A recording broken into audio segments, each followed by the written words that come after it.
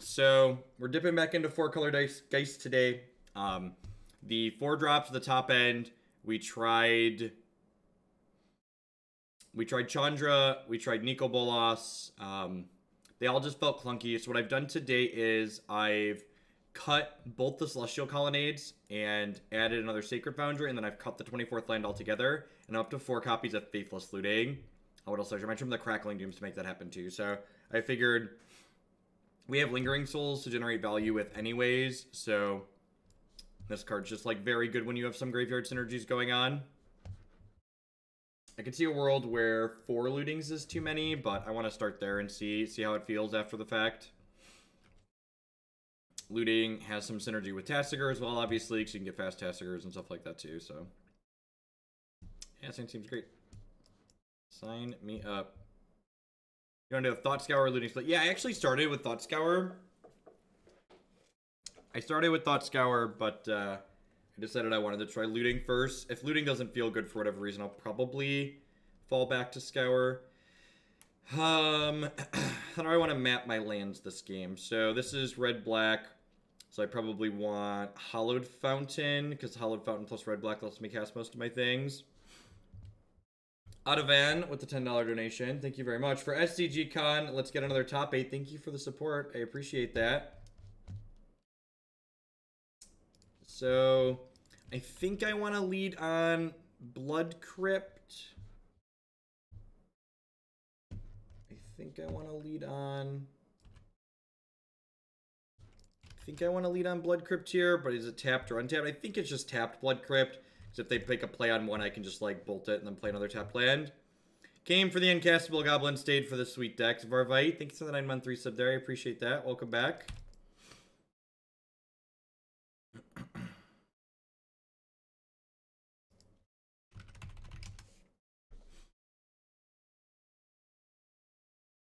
What is the CCAF of Hide and Seek good for? I don't know that you really use the CCAF too often. The fact that Hide and Seek is the hide part is useful in that it is a naturalize effect or a disenchant effect that doesn't actually destroy the card. It tucks it back into the deck, which is good against like Hangerback Walker. It's also very good against Welding Jar, stuff like that.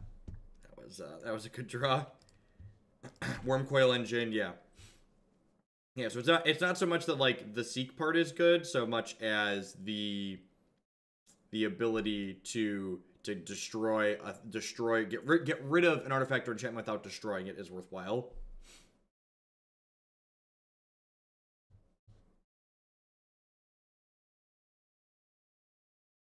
I mean, you technically did miss some epic technology, you just didn't understand why you were missing it.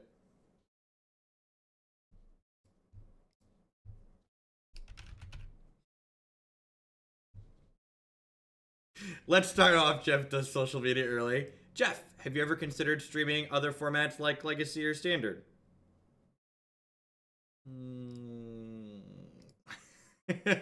I genuinely don't know how I lived without a gift search. I don't know how Twitter was a lot less fun when we didn't have a gift search, chat. It was a lot less fun.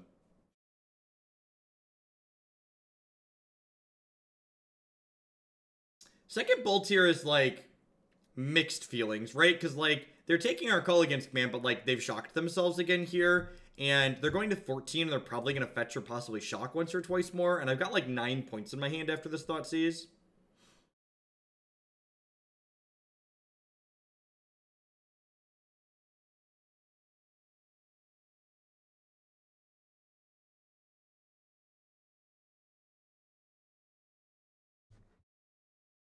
Really? They must have another discard spell, right? They have a discard spell, or this is Grixis Shadow, and they have a stub? Sure. Don't Street Wraith me, bro. Feels bad.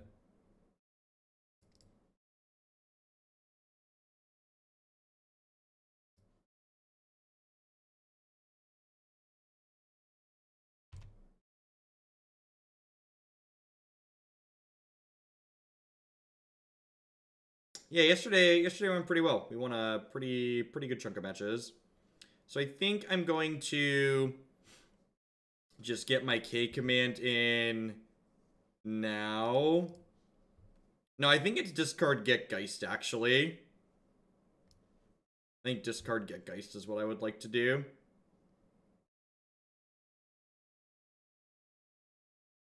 I think I want second white here.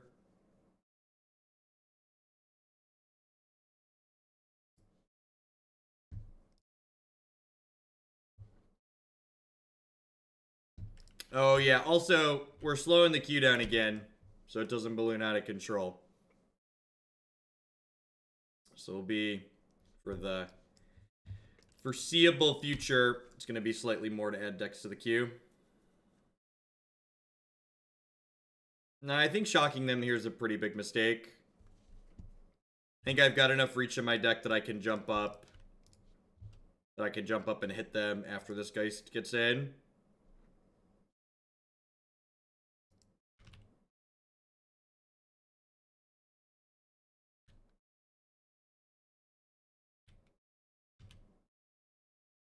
How bad is the queue going to get? Well, I don't intend to stream less Magic when I dip my toe into Artifacts. So like Magic is what pays the bills, right? So it's just like, you know, when I would stream Hex on occasion, or I'm probably going to stream some of the Warhammer card game too when that releases. Like that's going to be like extra hours like in the evenings or after Magic. So there will still be a minimum of 30 hours a week of Magic on the channel.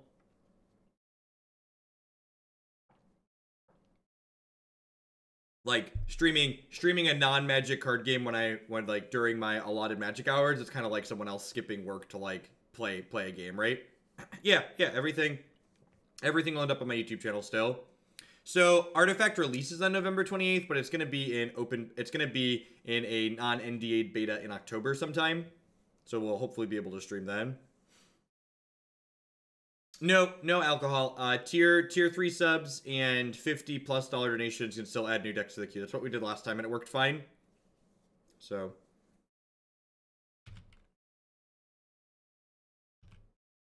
So new job. I'm pretty stoked. Here's some money for Grixis Corio's as for what's going on, Zero. Congrats on the new gig. Welcome. Hope you're having a good morning. All right, so we're an 8 here. I'm fetching to 7. I wonder if they have a Thoughtseize here. Yeah, so this is the second time I've slowed the queue down. It's probably going to end up being like a... If I had to venture a guess, the queue's probably going to end up being like a 1 month on, 1 month off type freeze thing. I think I'm just grabbing Steam Vents here, so that way if I draw another Lightning Helix, I can cast both of them. Sign-on bonus. Nice. Those are the best. Alright, so if they flash in a Snapcaster Mage to block Geist Disdainful, they still die, right?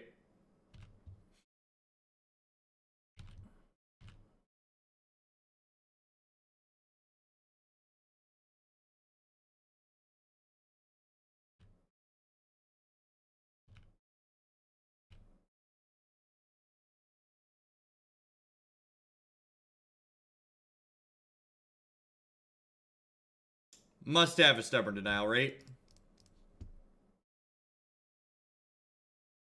Do I risk them having... Do I risk them having 2 stubs? Because I could Collective Brutality, like, look at their hand. But if I, like, do that and they have 2 stubs, I just die. Whereas, like, I could flash in the Snapcaster Mage, like, attempt to chump block. Well, no, they could have 2 Stubborn Denials and not cast one. So if I cast Collective Brutality and they have 2 Stubborn Denials, they're just like, okay, here's my hand with my 2 Stubborn Denials in it. You know, take your pick.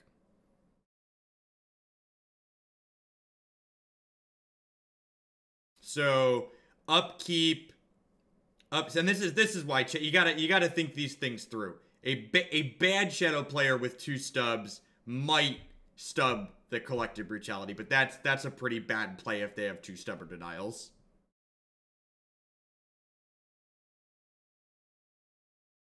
Well, I don't die to just push. I die to push plus stub. So I die to push plus stub or bolt plus stub. Yeah, I guess I'm supposed to play. I think 2 stubs is the least likely of these situations. Again, the people talking about them not having 2 blue. If they have 2 stuff like this, so now I'm dead. So now I'm dead. I have lost the game because they have 2 stubborn denials, because they just do this and now I die. So this is exactly why I can't chat. They've literally a dismember in their hand. All right, so that's the line. The line is do that. Okay, so we hope they miss on the land then at this point. And again, this is why two stubs was bad for us. All right, so we have to hope they didn't rip a removal spell here, or a Teamer Battle Rage. That's a close game. Sweet. That was a close game. And again, it's like, that's why you need to think about more than just like their mana sources, right? You need to think about like what plays can they make with their cards in the face of what you're doing. Like how can they min-max, how can they optimize? This matchup's, I don't know if this matchup's bad for us, but I don't really have cards in my sideboard for it. This is definitely one of the places where, excuse me, trimming the copies of Crackling Doom kind of hurts. But honestly, we're just, like, so close to a burn deck that, like, do we really care? Souls is okay. Like, Souls, they have Teamer Battle Rage, which is good against Souls, but I guess we have a lot of removals, so they might trim on some Teamer Battle Rage post board. Honestly, I think I'm running back the 60.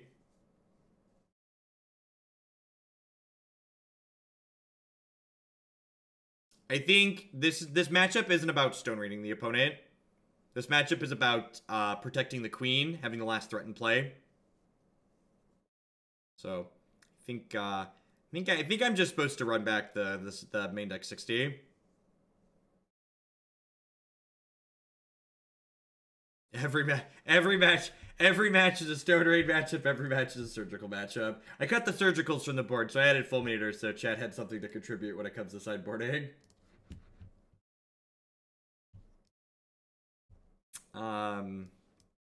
I think I'm gonna mulligan this hand. I know it has land plus Faithless Looting, but like the actual spells in this hand just like aren't particularly good in this matchup. This hand has a couple extra lands. Ball land seems okay. I bought him a second Helix here. The Helixes and the Bolts are like cards that we're using to kill them towards the end of the game. They're not cards that we would particularly want to see early.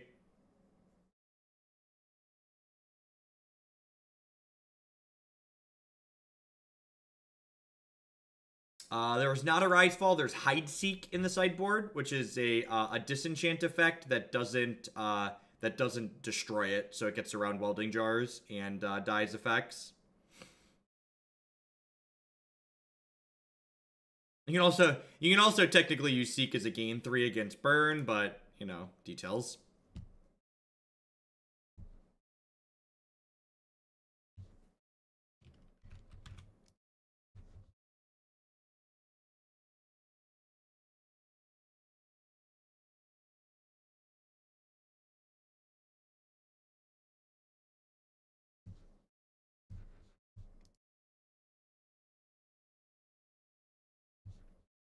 I mean, Seek versus Grishelbrand doesn't really accomplish a lot. It's a good draw.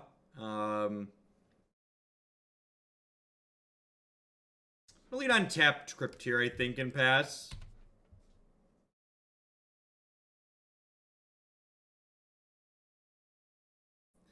Currywurst.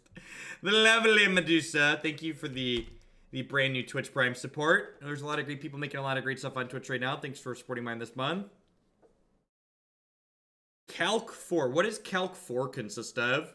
Is that what your school calls differential equations?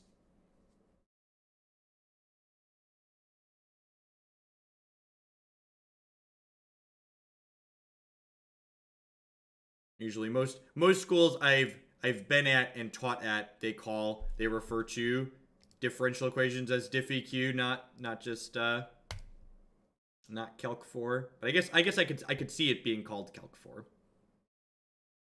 Linux is for people that would rather sit under the hood of the car than drive said car. It's going on pipes. And that's not true. Modern desktop Linux is very user-friendly.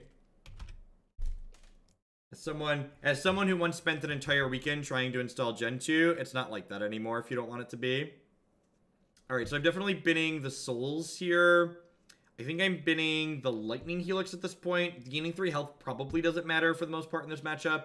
And I think I'd like to be able to, have resource efficiency more than anything here.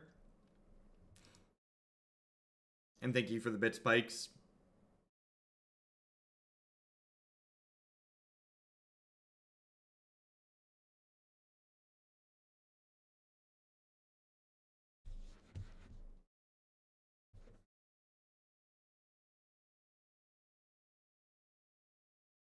Yeah, right? Yeah, just the installer alone is a testament to how easy Linux has gotten. So people always ask what my favorite basic lands are, because that's a question Magic players like to ask. I found these. I'm gonna make the screen big. I found these in my box of physical Magic cards that I kept when I sold out most everything. These are Time Spiral foil islands with shiny lightning bolts on them. I have 5 of these, and they're beautiful. Or Snap Thought seizing me, so I'm probably losing this Kolaghan's command, I'd assume. I mean, when Windows breaks, it's nasty to figure things out too. At least when my open source software breaks, it gives me a trace back to a relevant part, so it can have someone fix it. There's a deck list on the screen, mind. I changed a few things. The best way is to just like look at what we have now and then compare it to what we played previously.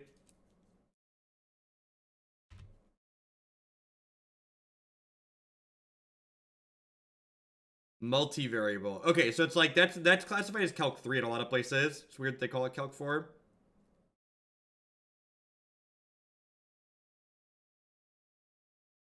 Yeah.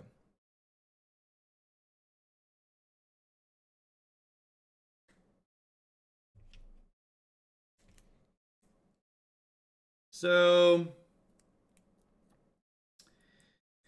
this is a touch awkward. So we talked about Faithless Looting like being kind of good with the Delve creature, but at the same time, it's like a little bit awkward here, right? Because I don't really want to delve a lot of these cards in my bin. Like I don't really want to delve Faithless Looting or Lingering Souls, and I kind of want to leave the Path to Exile in there so I can flash it back with Snapcaster Mage at an unknown point in the future. So I think I'm just flashing back Souls and passing here at this point.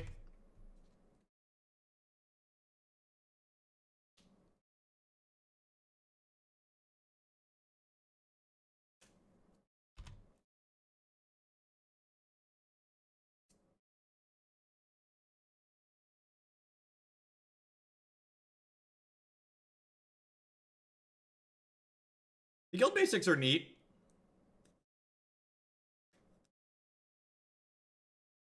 Shocked and Howled to hold up. Nah, I don't think so. I think that's a little aggressive. I usually like to save the burn spells until they're pretty close to lethal in this matchup.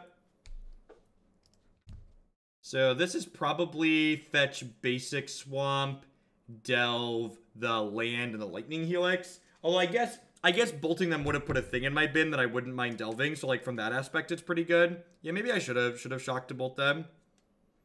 Yeah, no, it's definitely Tassie time. Let's attack with the spirit here first.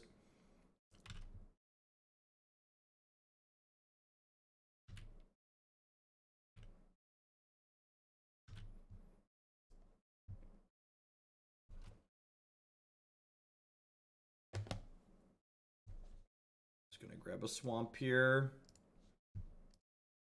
Oh, I guess if I grabbed that island, I could threaten to activate Tasigur, but honestly, activating Tasigur is probably not going to be relevant here.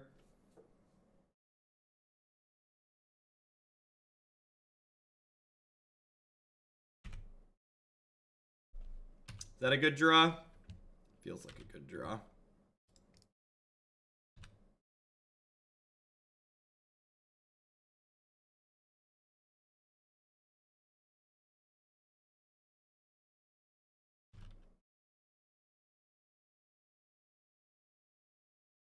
No, they're playing Grixis Shadow. They just don't have shadows or delve threats this game.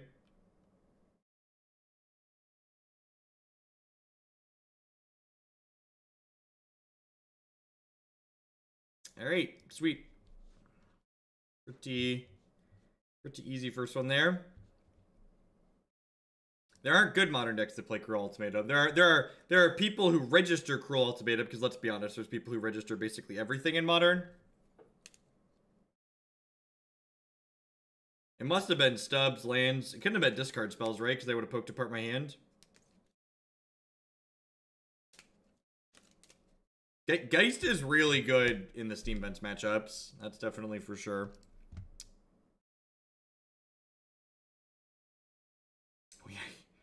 We're part of the problem today, chat. We've registered Hallowed Fountain. It seems okay. Not good, but fine.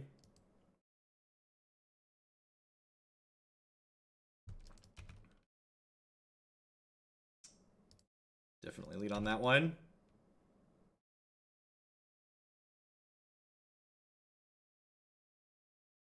Bodo fish. Okay.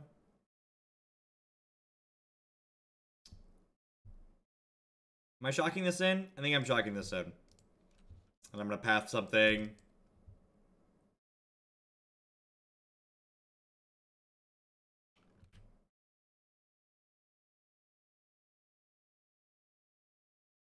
Just gonna go ahead and get this out of here. If they spread me, I might be a little annoyed. This is one of the matchups where Geist and Traft is very bad, obviously.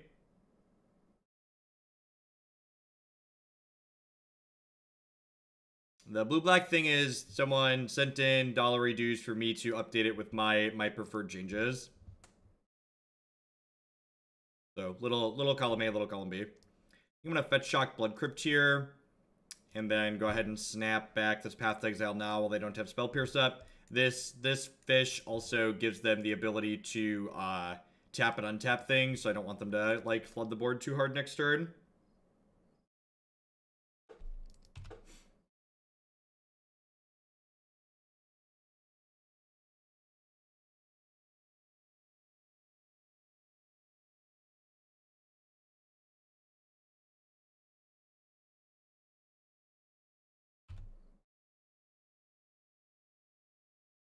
Probably casting this Faithless Looting to ditch this Geist and hopefully find some more removal next turn. Sweet. Their hand doesn't have a lot going on. That's good for us, I think. They're going to 12 here, looking for Helixes and Collective Brutality and stuff like that. Probably Spell Pierce is hiding in their hand, if I would venture a guess. Mirror Reader, sure. Or Curse Catcher, whatever this card's called. This card's so much worse than the, than that other one, the Spirit one. That's the wrong color.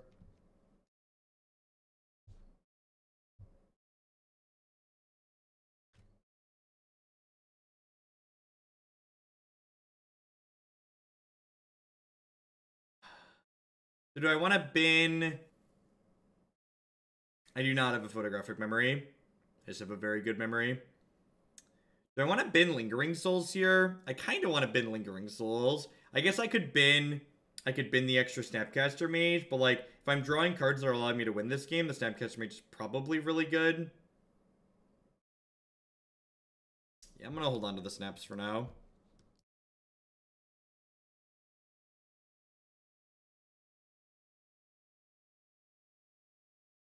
Part of me wants to escalate this, but I also just, like, don't want to play into a Spell Pierce here.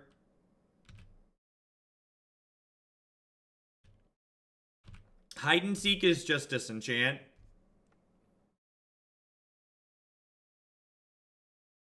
It's Disenchant that doesn't lose to Welding Jar. That's rough. Alright, probably dead here. I'm gonna take 7 on this attack. I guess if we draw like Lightning Bolt here, or Path to Exile, we could be okay.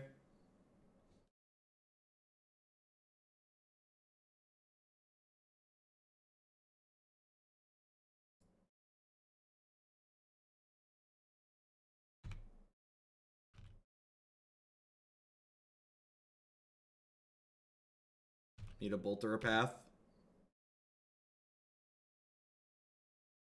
Okay.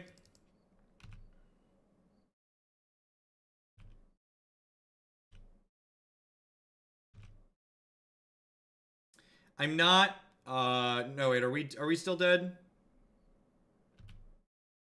We're still dead, right?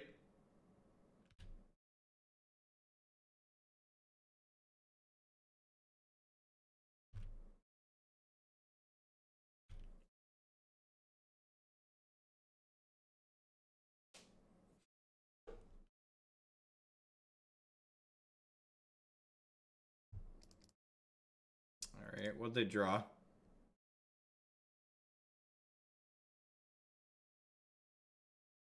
They must have drawn something, right? Because they didn't attack with the last Mutavault.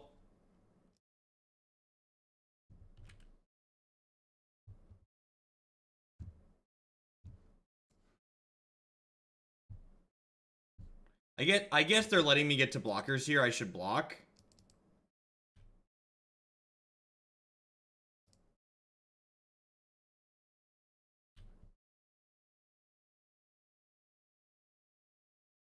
I guess I could get Spell Pierced here. No, but if they have Spell Pierced, they would have attacked with this, right?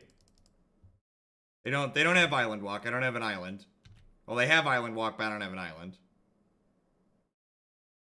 To answer your question. Augur of Bolas. How many targets are in your deck for this card? It can't possibly be enough, right?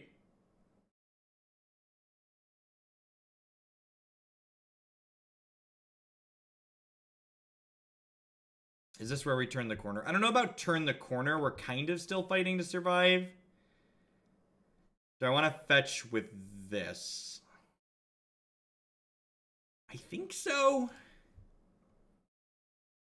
I think I still decline to get more blue mana, though. I decline getting an island, just like get a Blood Crypt.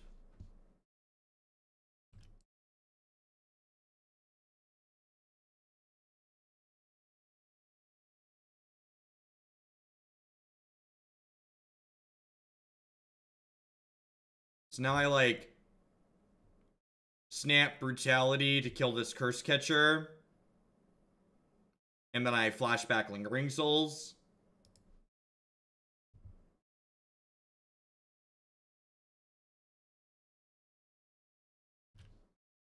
I think I just want to get the board as clean as possible.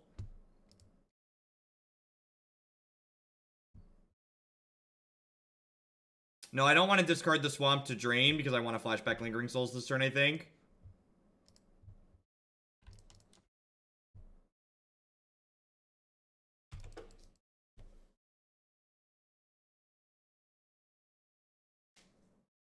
Not getting an island means the Creeping Turpit's not active, which sucks.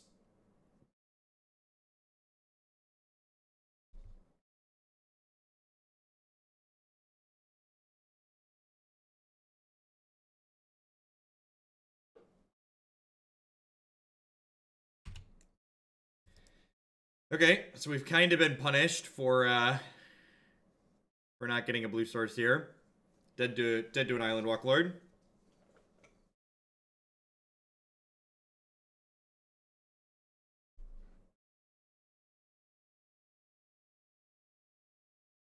I'm gonna go to 1 here. I'm gonna go to 1.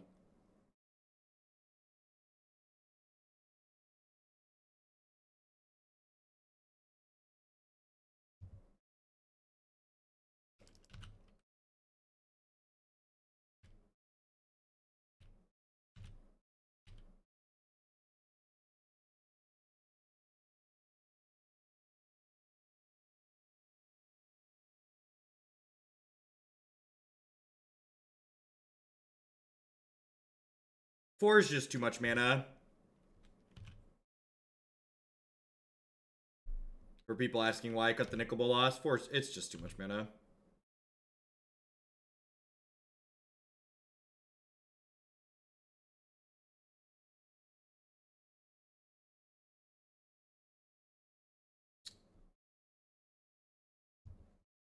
Okay. You know what they say. Coffee's for closers, chat.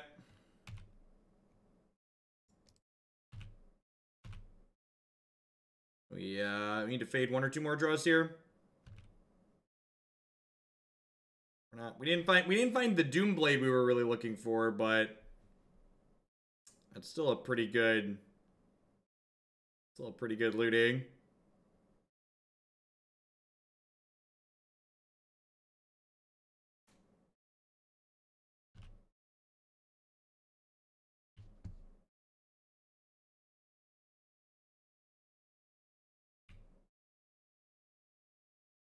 I mean, the problem is that, like, we're like, are you just, like, again, thinking through, like, what their outs are at any given point, like, they have, we're, like, trying to fade a lord, right, basically?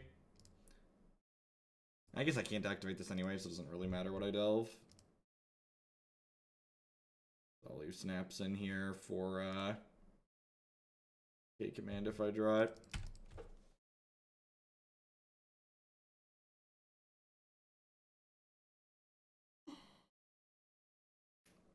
That's not lethal.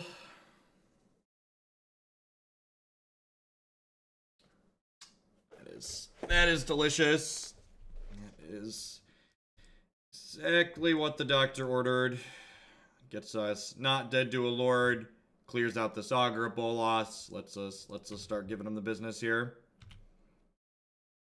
Is this a lethal attack? It is if they don't block, right? This is 8, 12, 14 exactly. Yeah. Torcott, thank you very much for the brand new Prime support there. I appreciate that. And there's a lot of great people making a lot of great stuff on Twitch right now. Thanks for supporting mine this month.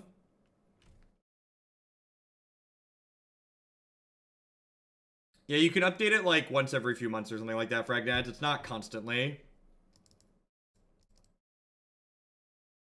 Alright, so Squall's pretty bad here.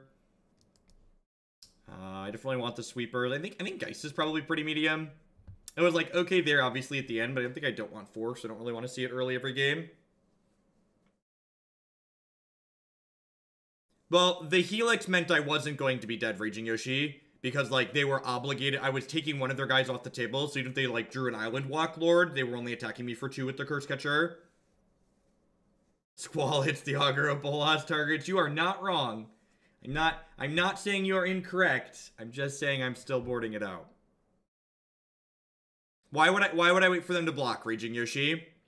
They had a 1-3. Augur Bolas is a 1-3. Gets to block Geist to St. Traft for free.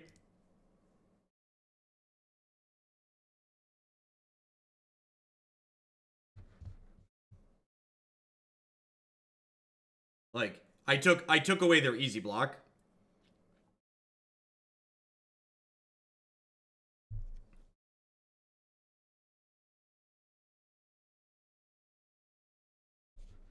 I think this is good enough.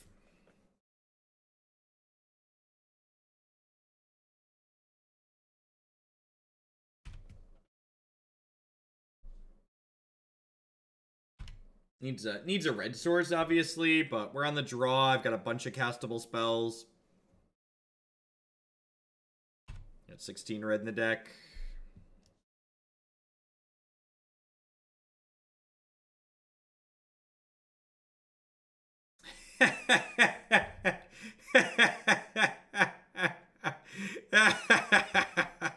God, this twice now they've played a 2-mana 1-3. How is this deck better than Jeskai Geist? I mean, I'm not... Instead of me justifying my choices to you, how about you tell me ways you think Jeskai Geist is better than this? And then we can have a discussion. I need to know where you're coming from. Don't make me lecture you. You give me a lecture and we can meet in the middle somewhere.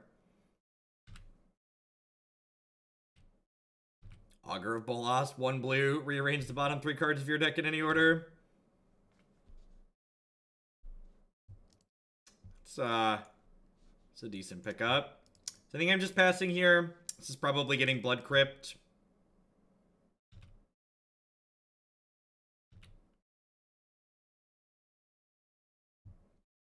So in response to this trigger, I'm gonna shatter this, make them discard a card.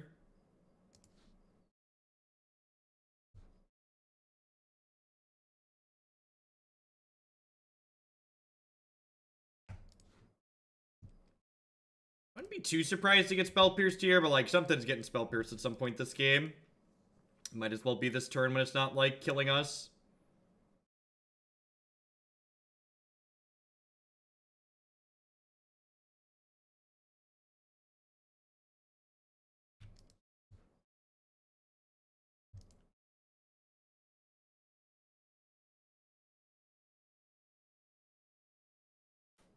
So next turn we can probably go like Bolt plus Path if we wanted. What is in their hand? I don't understand. Alright, I'm gonna cast this Faithless Looting now, I think. I just assumed they were gonna play a card that did something.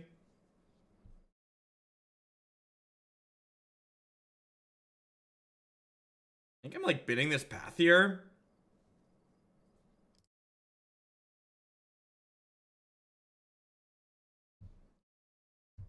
I kind of want this to get red, which means I'm going to have to delve a little bit extra here, but I think that's fine. Again, I'm going to fetch around Island. Nah, I've got enough removal spells that I don't need to fetch around Island Walk, I don't think. I'm going to grab a Steam Vents here.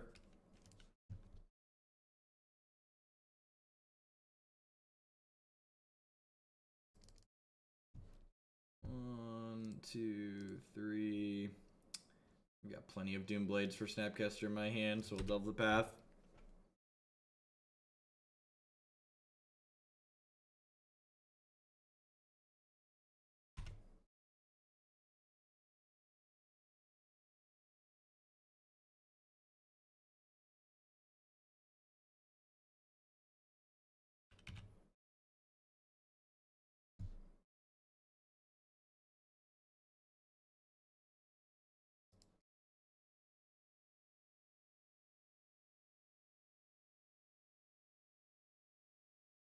So we get to Helix this, we get to play Island, we get to flashback Lingering Souls. Believe it or not, chat, I think we've added Faithless Looting to this deck and made it better. I don't wanna break, shatter anybody's worldviews on Modern, but I believe we have improved this deck by adding 4 copies of Faithless Looting.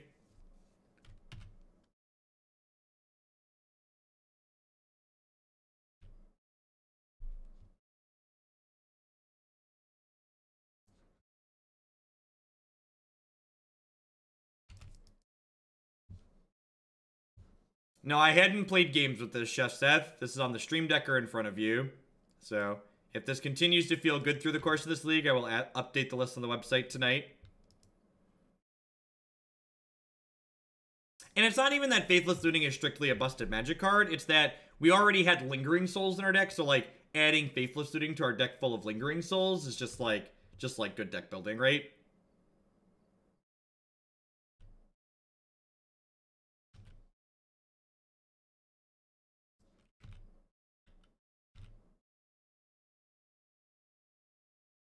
I don't think Faithless Looting should be legal in Modern.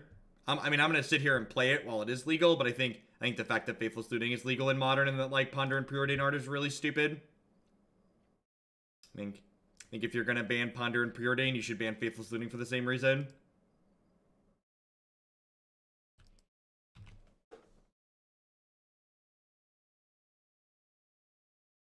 For the record, I agree with Wizards of the Coast that banning powerful cantrips is reasonable. I just dislike that they don't ban all the powerful card selection across the board. Like, picking and choosing which powerful card selection gets to remain in the format is nonsense.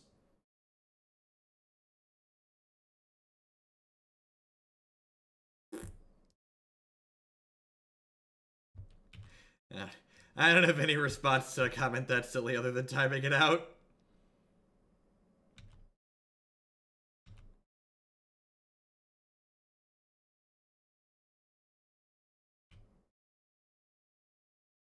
For the record, I think banning powerful cantrips is good. I think having a format full of Ponders and Preordains makes you end up with a format like Legacy, and I personally am not a fan of Legacy and its Turbo Xerox style.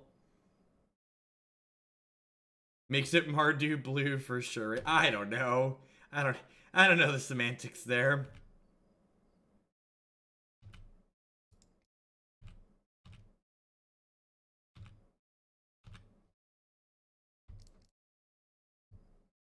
For the record, cards like Ponder, Preordain, and Faithless Looting, I'm not saying they should be banned on power level. I'm saying that decks that do literally the same thing in almost every game create boring, dry gameplay. If I wanted to do the same thing every single game, I'd play chess or I'd play Go. I think variety of gameplay is one of the big strengths that TCGs have, and cards like Ponder, Preordain, Faithless Looting, and Ancient Stirrings remove variety of gameplay. What's the strongest? It's not even an opinion. The strongest tribe in Modern is humans, and anybody telling you otherwise is either an idiot or lying to you. We don't have much data because Wizards of the Coast hides a lot of it, but we have enough data to say that. Wizards, humans is the best.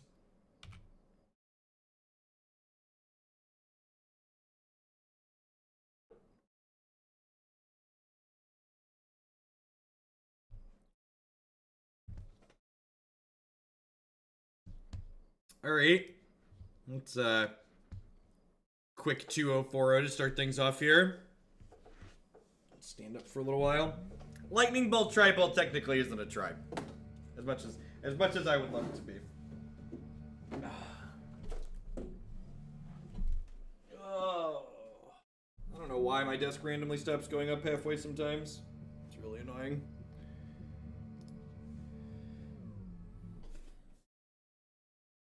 This deck's kind of tribal lightning bolts. We've got helixes. It seems okay. Needs a threat at some point, but we can just like Doomblade all their stuff for a while. Your ideal first two lands with this deck are Hallowed Fountain into Blood Crypt. That allows you to cast both Countersquall and Lightning Helix.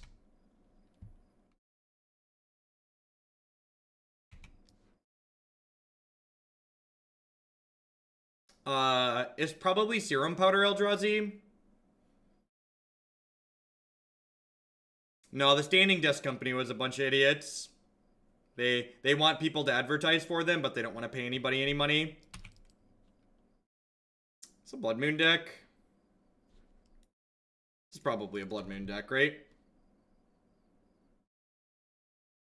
They didn't discard any cards out of their hand. Okay.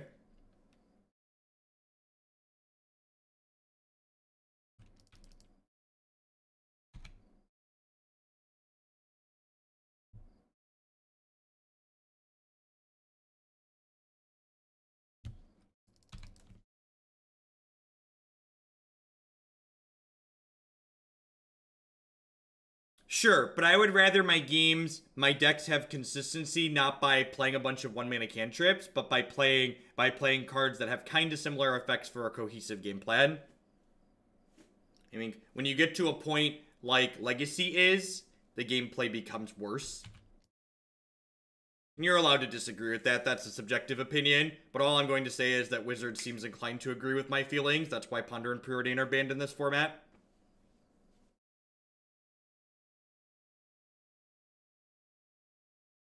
Oh, that's good, Gengar. I made the really bad offer of playing every Cut the Line donation that people put in, and then people put in infinite Cut the Line donations, and I might have streamed for 16 hours and not gotten to all of them.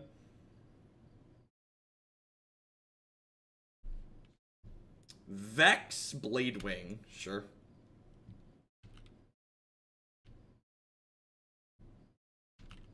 No, I don't think they're an Ensnaring Bridge deck. It's like they're dragons. They're probably a Blood Moon deck, but it doesn't look like they're an Ensnaring Bridge deck. And we still haven't played Amulet Titan, that's true. Alright, I think I'm gonna go ahead and fetch a basic Plains here and play this Geist Traft out. Although, honestly, maybe I should just accept that we're, like, not beating Blood Moon, and I should fetch another blue source there, so that way I can Countersquall, snap Countersquall later, so I don't have the ability to snap Countersquall at the moment.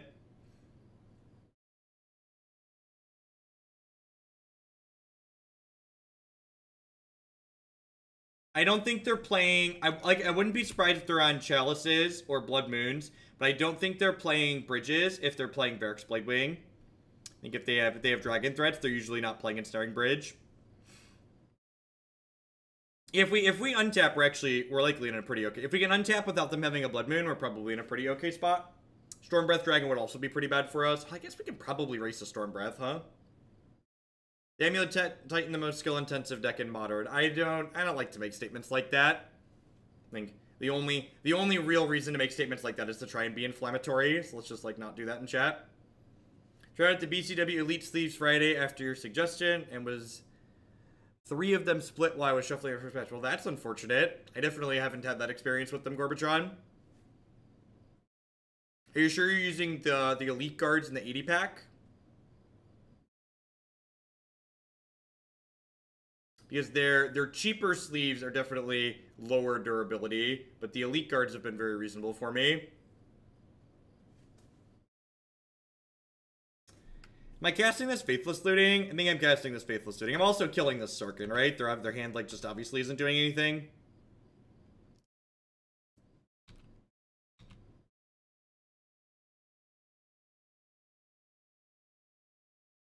I would like to kill you, Pikachu.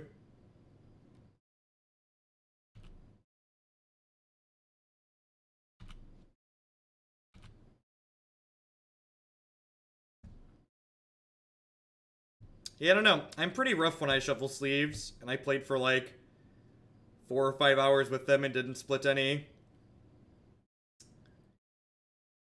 So I lost my path to Exile for my Snapcaster Mage, so maybe I just want to ditch another one of those. I think I'm going to do this here. Although I guess I might want to hold on to this. Do I want to bin the Collective Brutality? Yeah, the Brutality's probably pretty medium, huh?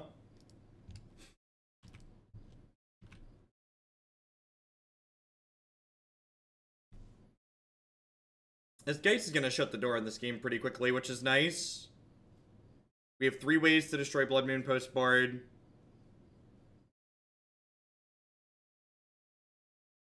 Is there a Hooglandia discard? Of course there's a Hooglandia discard. Thank you for the bit, Sean. Details on how to get into the Discord are here. You have to link up your Twitch and Discord accounts, and you'll be able to pop in there automagically. I want to put this land into play rather than flashback Faithless Looting. I think I want a couple more lanes here.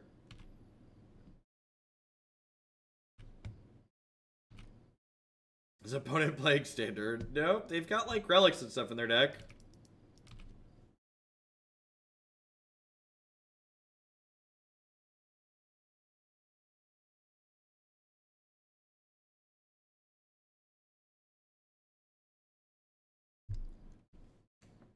Green Sun Zenith would go in most green creature decks. Yeah, all them green creature decks that are really good in Modern.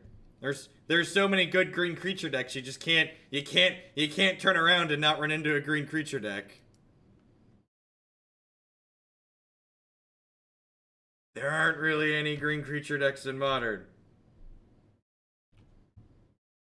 Whenever people talk about you can't unban a card because it would go in every deck like X, it's like, well, what if those decks are all bad? Because all the green creature decks right now are pretty much all bad. I honestly don't. Okay, so I'm just gonna time you out because you didn't justify your statement. Remember, I honestly am unsure Elves would want Green Sun Zenith. I'm honestly unsure because the reason, in my opinion, that Elves is such a good deck in Modern is because of cards like Lead the Stampede and Collected Company. And those cards, if you adding Green Sun Zenith too, will do Ad Nauseam Philly. Thank you for the bits. Oh, Green Sun Zenith make JAC better. Huh.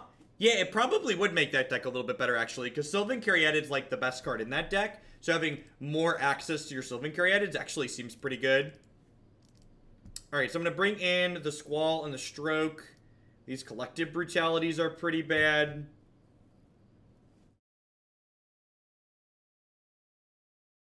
Green Sun would be reasonable in Valakut, but I don't think it would honestly be that much better than, what's it called? Summoner's Pact.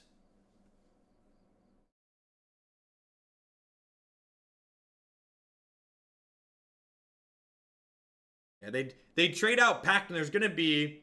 Your statement on looting, I'm curious if it could be 2 or more copies than just... So, Faithless Looting can't go in actual everything because you need graveyard synergies in order to make it better. So, looting is a card that needs graveyard synergies to be powerful. Yeah, definitely, Sean. Thank you. Thank you for the support. Let's get those added there. Thanks for sending me, folks. Up to 10% there with those. Nearly 10%. Round it up. But Green Sun make you play Chord again. Chord decks don't want Green Sun Zenith. Have you looked at the creature composition in Chord decks? Like, those decks don't want Green Sun. Magic is a low variance game. Do-da, do-da. Magic is a low variance game. I can't wait to play Artifact. Do do do do do do do do do do do do do do do do do do. Games without resource variants are nice. Not that I dislike Magic, but sometimes the resource variance is rough. What's the cutoff date for SCG? I'm thinking the middle of November. If we get to the start of November and we haven't hit the goal yet, I'll set a firm date for somewhere in the middle of November.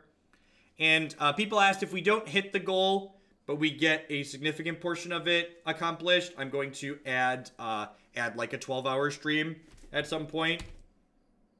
When do we get Artifact? Artifact releases at the end of... It releases... what are the words I'm searching for? It releases at the end of November, November 28th, but we should have a non-NDA beta sometime in October.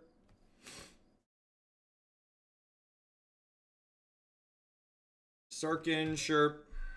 So this is getting a basic... This is getting a basic island. Oh, they punted and I kind of kicked back. So they passed priority. I could have fetched and Helix this, but honestly, I kind of want to fetch around Blood Moon, right? So I think this is going to get Blood Crypt, and this one's going to end up getting basic island for me, and then this is going to get basic plains. This cuts me off of a white source, or this cuts me off of a black source under a Blood Moon, but I think that's fine. I definitely need red mana.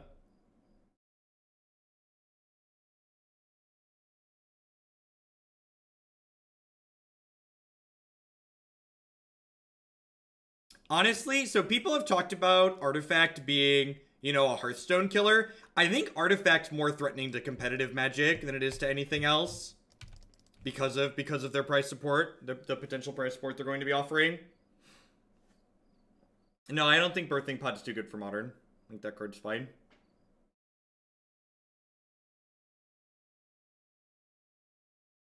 Will I be playing Artifact competitively? Probably not. I plan to dip my toe into streaming it a little bit and making content, but even with large dollar prize pools, like, the game's still going to have plenty of variance by design, right? Like, that's how card games work.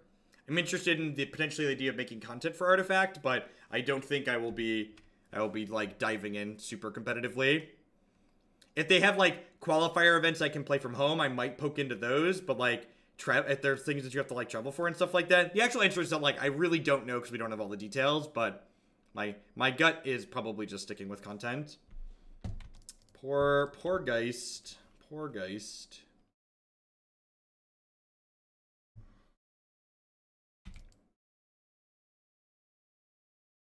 Yeah, I'm reserving full judgment until I've played the game for myself, but I definitely felt overwhelmed watching the games that were being played. Like, there was just so much happening. But a lot of the feedback from people who had played it said once you played a game or two, you picked it up really quickly, which is probably realistic. Like, any card game that you're watching that you haven't, like... That's kicked, huh? That is a thing.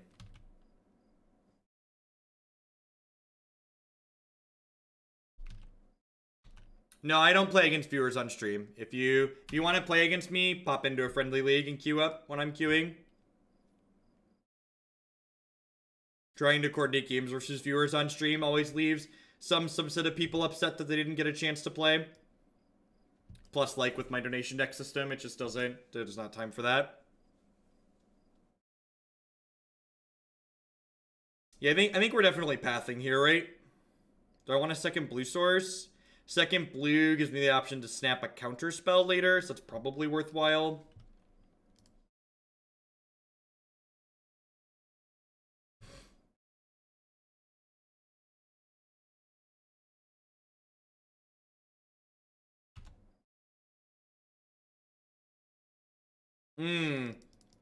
This line, if I would have gotten a... Oh, I don't have Godless Shred in my deck, right?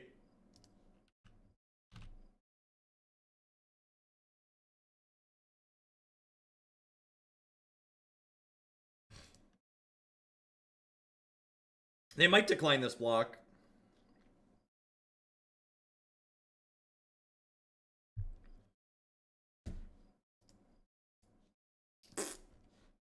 Again, create discussions, stimulate. When I did you notice how I quantified my it felt overwhelming because like that's, you know, it feels underwhelming because, like, engage in a discussion. Don't just crap on things. Be constructive. Be a reasonable contributing member of chat. I think I'm just passing here. I guess I could flash back souls. I don't mind flashing back souls. Yeah, we're supposed to be getting a non-NDA beta in October sometime.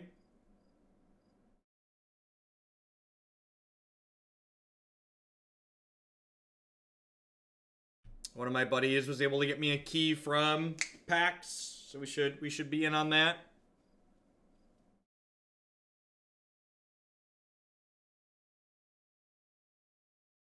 Three mana is too much mana, basically, Pythrion, in my experience. Like, in the matches where you really need to close with that deck, 3 mana isn't enough.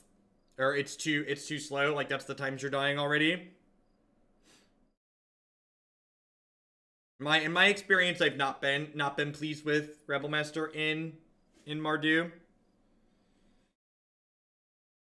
They said there's going to be other opportunities to get keys, but they gave out keys at PAX, and they gave out keys at TI8.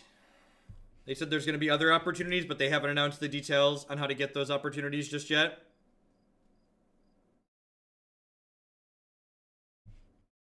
Pimped Up Monk, I actually completely disagree with you on that. I think people are going to quickly realize that if Artifact is designed well, that they like paying to play a game that's upfront about the cost. While Hearthstone is free to play games cost significant amounts of money to, like, really play them, and they're basically just good at lying to the consumer about how much the consumer actually has to pay to play the game. So I think intelligent people, I think smart people are going to come around to the fact that, like, it's explicitly not free to play.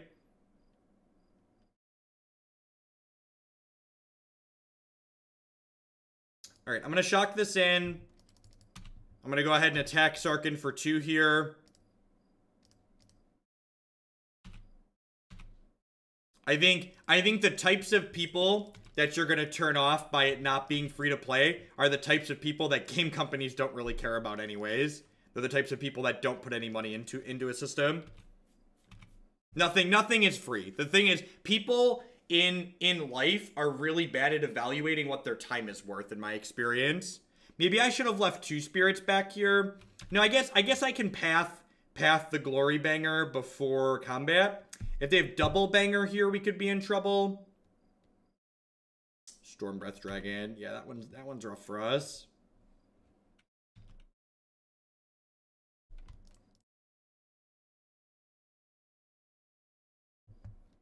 I think this deck's great, Demi-Eyes. I think this deck ticks most of the boxes I'm looking to tick when I'm playing a deck.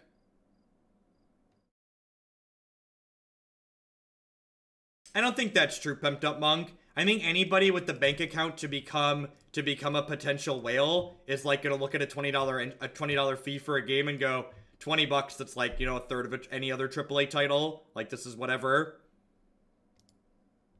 Like, I've really never met anyone who I would consider the potential to, like, be a whale for a game that's gonna look at $20 and go, yep, that's the reason I'm not gonna try this.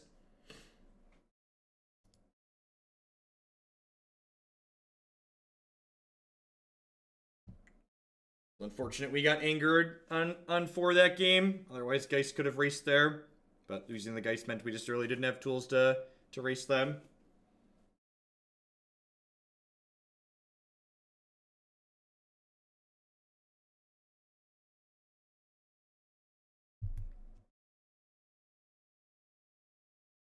Like, the reason free-to-play games are free-to-play to start... I completely disagree with the OCD guy and how it's playing out. You might think it looks... I don't know why you think it looks worse. Like, we have a ton of graveyard synergies. Faithless Looting allows you to get Snapcaster Mage to the board sooner sometimes because you, like, bin a removal spell you couldn't cast and then snap it back the first time. It makes Tasigur a more aggressive threat. It allows us to flood out less. I think Faithless Looting's been very good so far.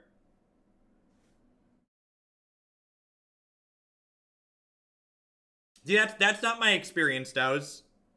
Like, you know people who have the bandwidth to spend $1,000 on a game that look at a $20 upfront cost. Like, maybe your personal experience is different, but I just know anybody who has the bandwidth to spend like $1,000 on a game to become like a whale for that game. Like, $20 they're gonna be like, yeah, whatever. That's like, they're gonna look at it like that. Like, that's 2 burritos. That's like 1 Starbucks run.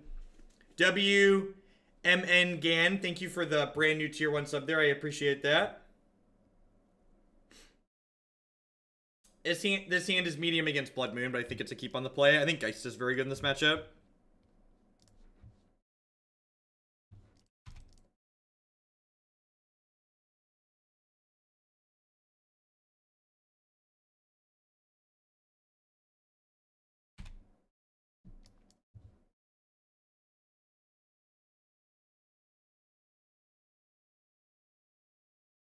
Well, and like, League free-to-play is a little different, right? Like, League free-to-play, from my understanding, League, all the things you pay for are cosmetics, right?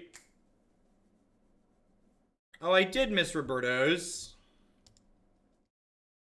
I'm looking forward to Artifact. Looking forward to Artifact. I just should have conceded the match from the start. Just should have conceded the match from the start. Oh, they sell heroes as well. Okay. Did not know that.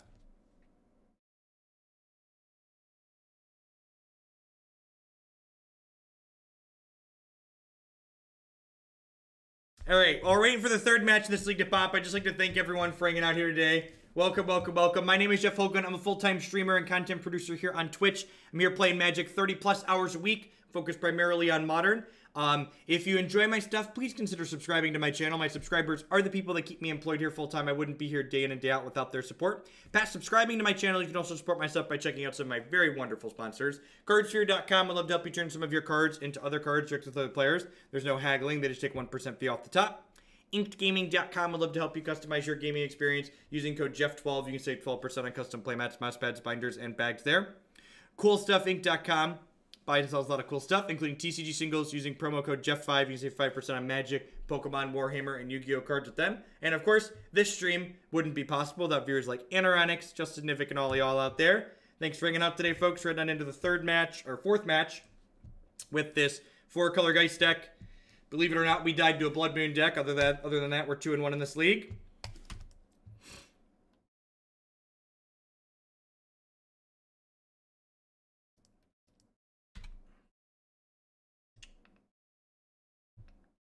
Play Marsh Flats here, so the option to Countersquall something on 2 here.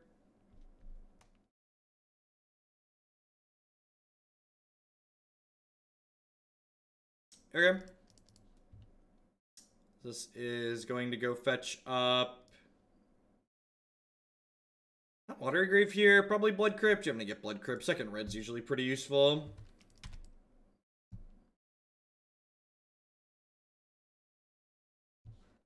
Play my Geist out.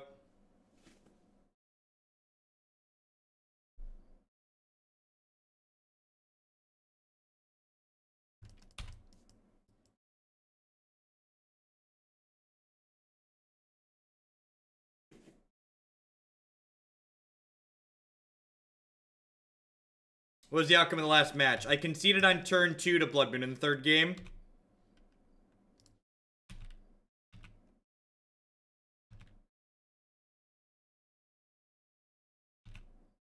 This is exactly the style of deck that Blood Moon punishes. Fair, interactive, mid-range deck. These are the types of decks that Blood Moon beats. Blood Moon does not beat Tron. Blood Moon does not beat Valakut Titan. Blood Moon beats fair, honest, mid-range decks.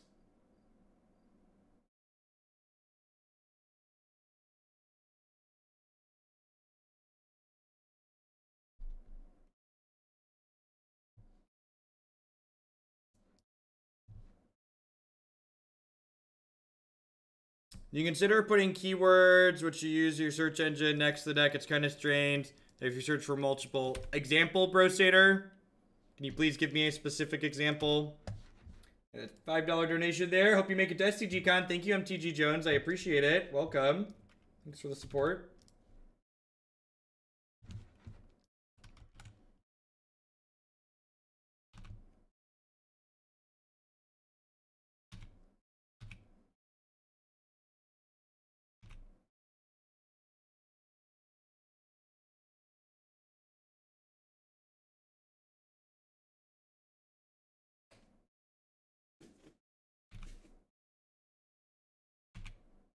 I think trading is good in digital card games. I think another reason that Artifact stands to threaten Magic more than Hearthstone is because Magic has explicitly done the boneheaded thing of removing the ability to trade from Magic Arena. So if they ever do decide to get rid of Magic Online, there's going to be a lot of dissatisfied people who go play something like Artifact instead. Maybe I shouldn't flash this back because this thing in the ice is threatening to flip. Maybe I should just go like Helix end step, untap K command. Pastor, thanks for the 6-month free subscription. I appreciate that. Welcome.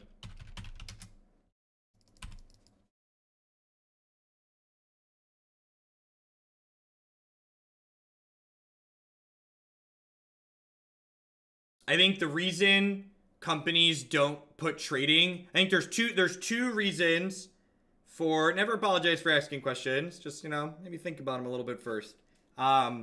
There's two reasons to not have trading in your game. The first is that you want to copy Blizzard because Blizzard has Blizzard money and they did it, so you think you should copy Blizzard. The second, and I think this is the reason Blizzard did it, and this is definitely a big part of the reason why a lot of companies do it too, is that not having trading in your game allows you to basically lie or confuse the consumer about how much your game actually costs to play. So by not having trading in your game, when somebody asks what a deck costs, you have to like Google it and like go through a bunch of different hoops to like figure out what you're actually gonna have to pay to play this game in the way you would like to play it. And by doing that, by increasing that cost, you basically encourage people to spend more money because they don't realize how much they're spending. What if we attempt to kill you in response here?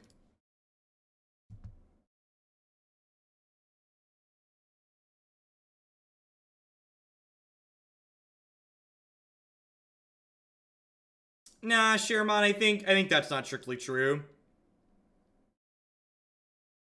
I think we're lazy and don't want to add two-factor. Like, adding two-factor is trivial for any like real programming company.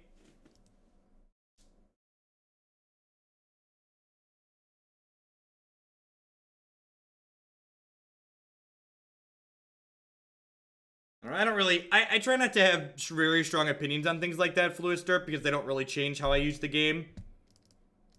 It feels weird for me to give an opinion on something like that because I'm like obviously biased on it because like things like that don't affect my ability to play.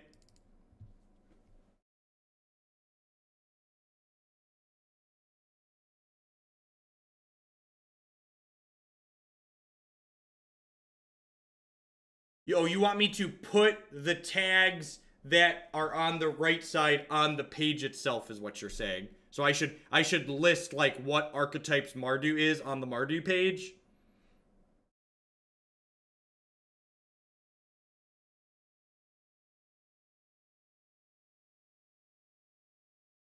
Worrying about the contents of account, like the you can be lazy argument feels so loose to me.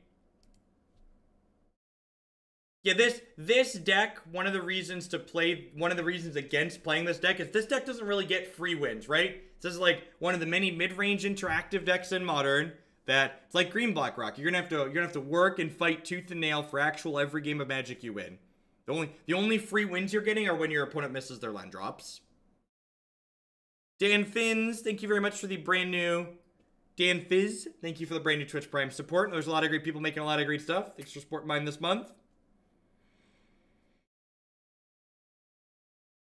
I think the idea that like you don't have trading because you can't do two-factor, like I get that that's a problem with Magic Online because it's a software made by Wizards of the Coast, but like for real software companies, like that's not a real thing.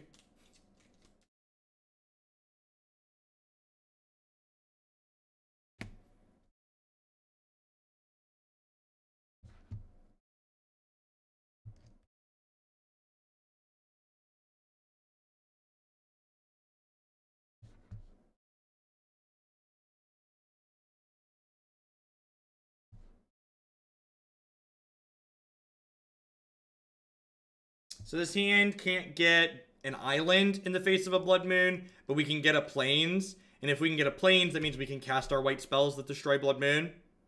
So we got that going for us at least here.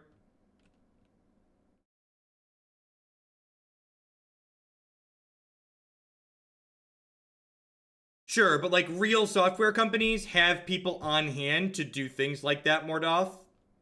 It's a good draw. It means I can squall a turn 3 Blood Moon. Yeah, the blue-black thing deck is sweet. I think honestly...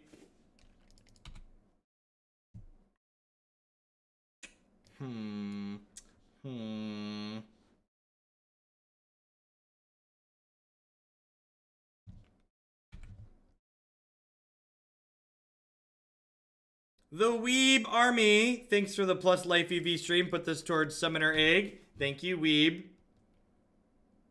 It was good playing Overwatch last night, by the way. I think the monkey is my calling. It's like my calling in life.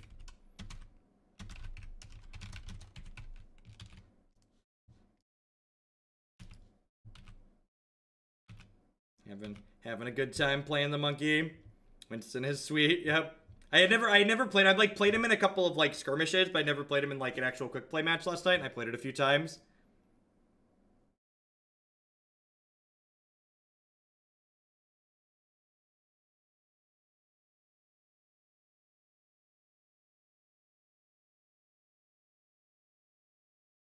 Well, I mean, Brosator, you can do multiple.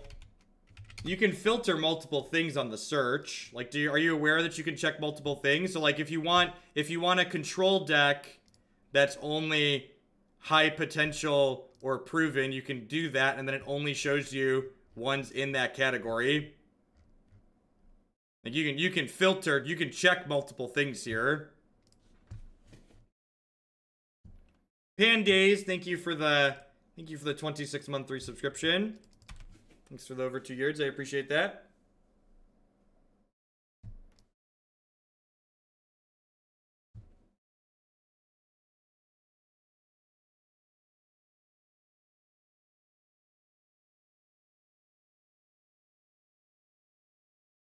So, as someone who recently just built a high-end computer, it was my experience that while building a high-end system, that it was much cheaper to do it myself. So, my experience was that building it myself was far better off.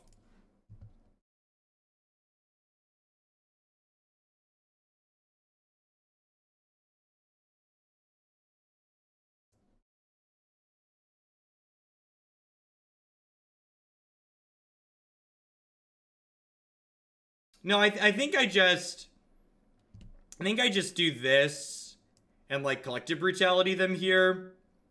I think I'm going to take the Remand because next turn I can go Geist to St. Traft with Countersquall up and like fight through the Cryptic.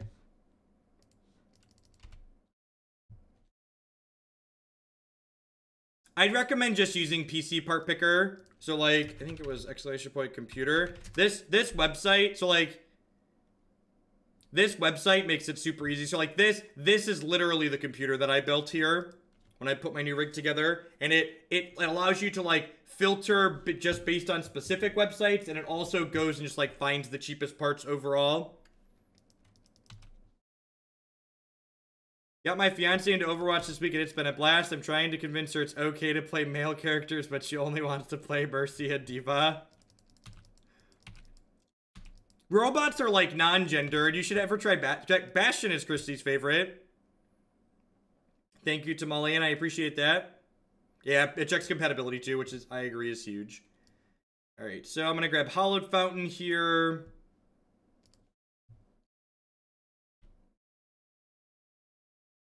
Sweet. This can grab Basic Island, which means we're covered in the face of Blood Moon.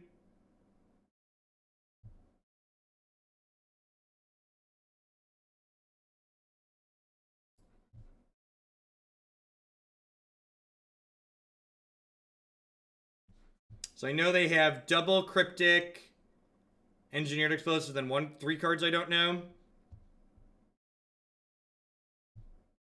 Yeah, just watching the videos, the gameplay, I'm not sure I fully follow what's going on, but that's true for most card games, so I'm definitely like interested to like play it out myself.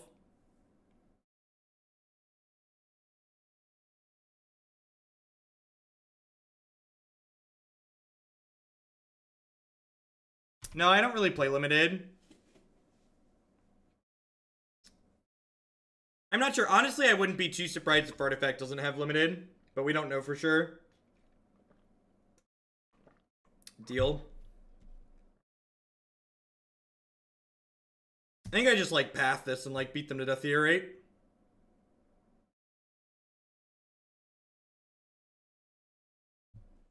Because Sand's like an Anger of the Gods. They're just going to get run down very quickly by this Geist. I could maybe double Linger, but, like, they already need Anger to beat this Geist. So, like, putting a bunch of Spirits into play seems loose.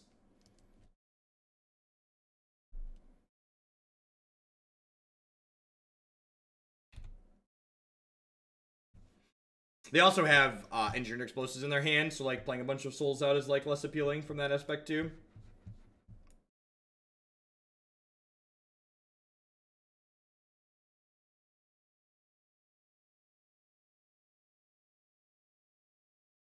"15-second turn." Your turns are like that hard timed. That seems kind of rough.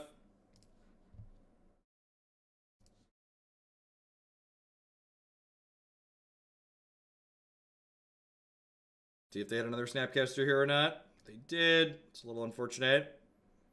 Clipsy, thank you for the 5-month resub there. I appreciate that. Welcome, welcome, welcome back. Thanks for keeping me employed here.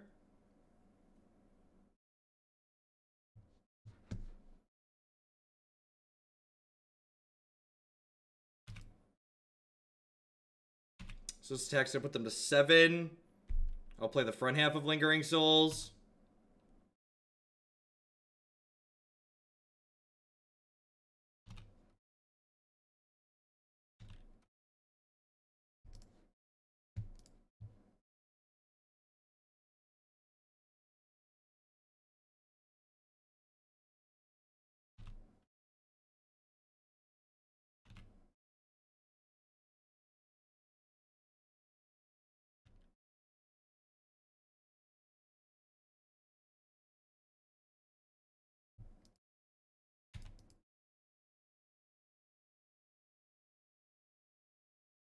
I assume we're going to see this play out. Yep.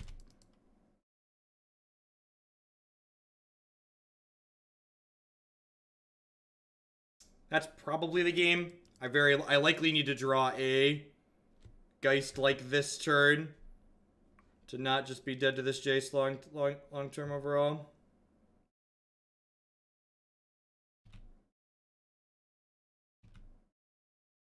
I assume both of these are going to die.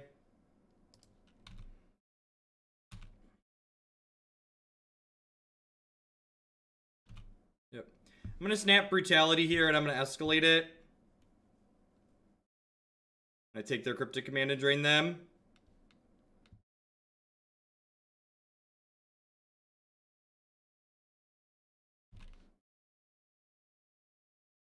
I mean, do I really care about the Blood Moon right now? If you think I do, can you explain why? I'm not sure that I really care about the Blood Moon at the moment. Get like spell snared here, I feel kind of bad, but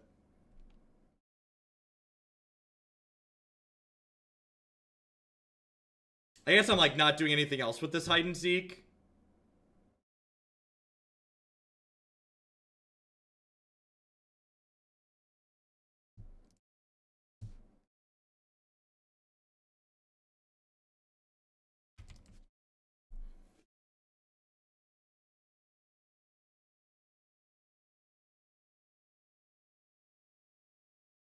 I could seek to shuffle them. You're not wrong.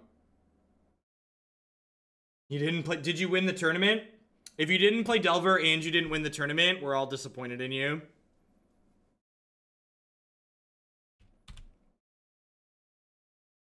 You did. Okay, well, that's fine.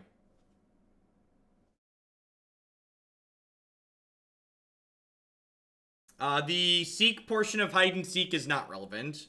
The reason there is a copy of hide and seek in my deck is because being able to kill things through Welding Jar is relevant. And like not getting dice, triggers, and artifacts is relevant. AGH, thank you for the 5-month resub there. I appreciate that. Welcome back.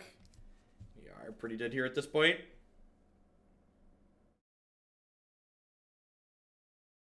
This will probably end up being like the, this will probably end up being like the exact last match. We'll have two kind of close and interesting games. In this game, they'll slam an early Blood Moon. We won't have any counterplay, and we'll just concede. Honestly, this is a deck that I was thinking about playing, considering for the Invitational, but the fact that it's just so weak to Blood Moon, like a lot of these 3+ color mid-range decks are, I think it's probably a reason I won't play it. I often talk about how you should pick decks in Modern you hate losing to and then play decks that don't lose to them. And Blood Moon is one of the cards I just really hate losing to. It's a very frustrating negative gameplay experience, so I tend to favor decks that have better matchups against Blood Moon decks.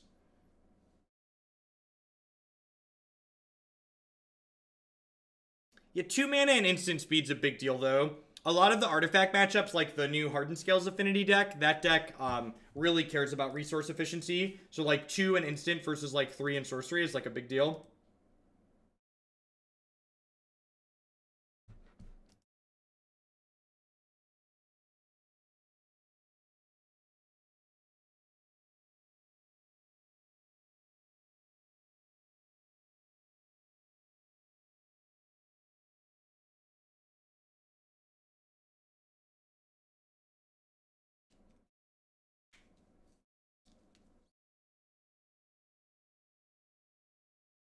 So, while I think Elves is a very good deck and it's definitely competitive, Elves isn't what I would classify as a feel smart deck.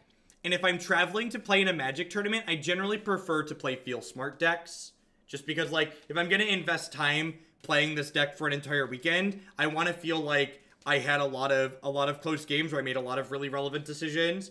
And while Elves are going to beat people just because your deck is better than theirs or your draws are strong, there aren't a ton of feel smart moments with it. It's usually your things are either good enough or they're not, and like your decisions that matter are like your mulliganing and your sideboarding, not like your tight gameplay actions.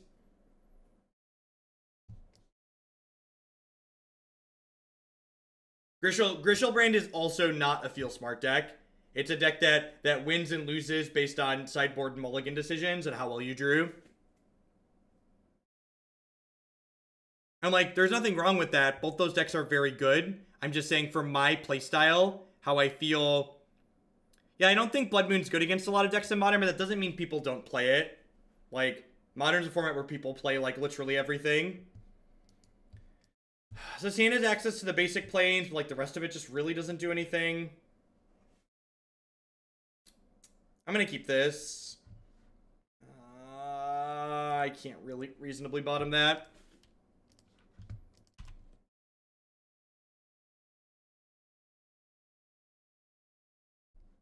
Modern is the dumpster of Magic. Yep, just a little bit of everything. Honestly, I'm mostly considering like aggressive Steam Vents decks. Those are what I think I'm most likely to enjoy playing. I think aggressive Steam Vents decks tend to be both the most competitive, but tend to be the most competitive feel smart decks on average.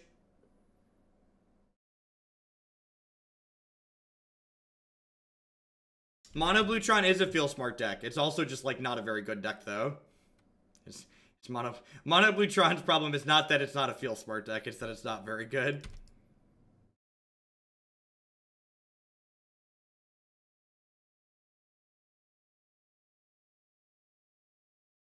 First Tuesday of the month. The sirens that are currently going on in the background, I am safe. Those are a test.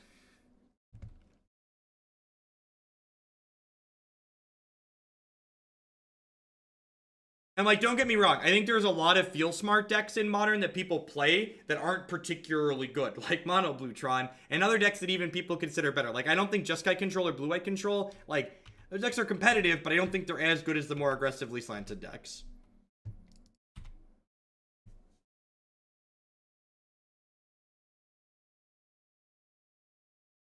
Yeah, I think the Grixis Delver list is going to be on my list of decks that I'm going to consider working on for that event. All right, and that, you know, that's how Magic the Gathering goes sometimes.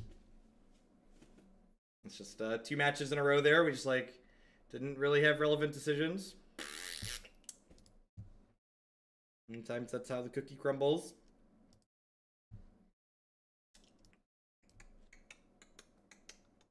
The Faithless Lootings have felt pretty reasonable. They smoothed out some of the clunkiness. They've definitely been better than... We tried some Nico Bolosses and we tried some Chandras up top, and I was pretty unhappy with both of those.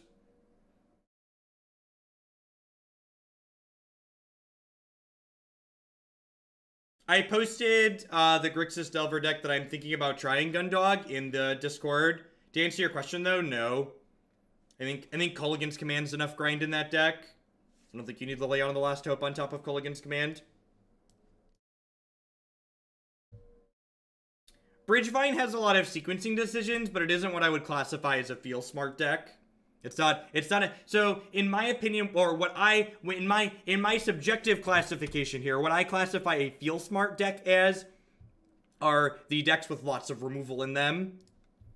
Decks that have lots of interaction points. So while Bridgevine has a ton of sequencing decisions, it's not allowing me to interact with what my opponent's doing consistently.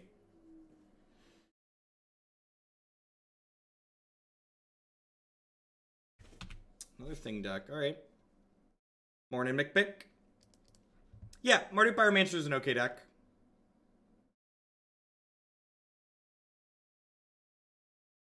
So, Hallowed Fountain into Blood Crypt here. Probably going to be our sequencing. I'm going to get the Hallowed Fountain first, because if we draw Path to Exile, I can Path this next turn. Gosh, just the smartest and the thinnest. Death Shadow's like an okay, like it's close. I don't know. I've never been a fan of Grixis Shadow. Just have not been a fan of that.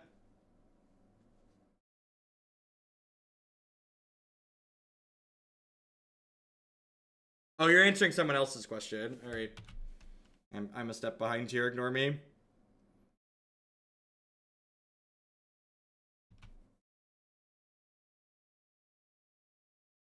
So,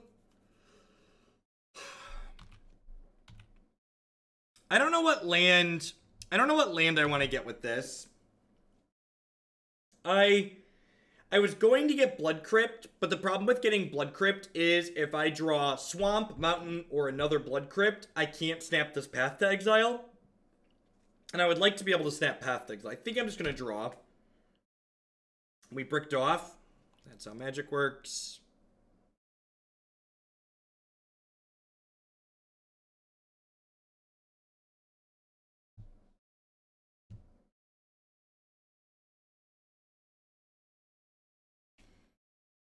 Alright, sweet. So we found some lands. Definitely binning the Lingering Souls. Probably the Lightning Helix too, honestly. If they can flip this thing next turn, we're going to take a pretty big hit. But it is what it is.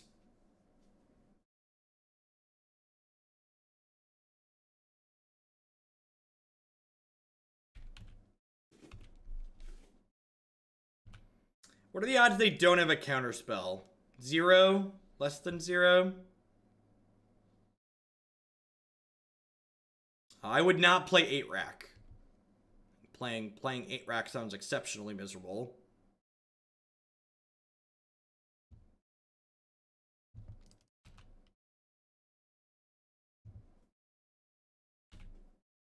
I don't really have anything. I guess the Lightning Bolt's not particularly good here. I don't have anything I want to discard, but like, that's not really true. The Lightning Bolt's not great. Although I guess these are worse.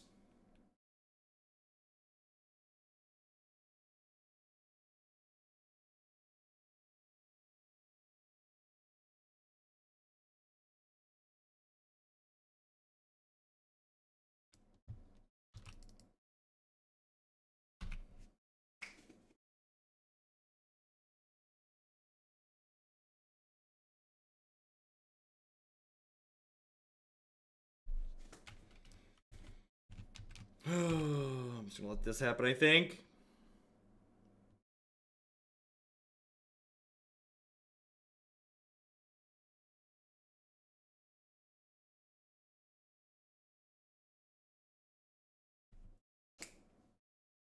Would you play Bubble Hulk? We've played Bubble Hulk on stream before. You can find videos of it on my YouTube channel. In my experience, 8-rack has the Ponza problem. It has a hard time dealing with things that play to the board. And in my opinion, the gameplay that 8-Rack generates isn't particularly engaging or stimulating. Either you do your thing, which means your opponent does functionally nothing, or if your opponent does, like, actual anything, you can't win the game.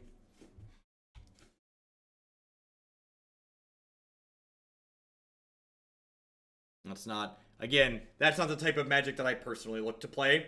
It also makes for really bad TV, so we don't play that deck on stream anymore.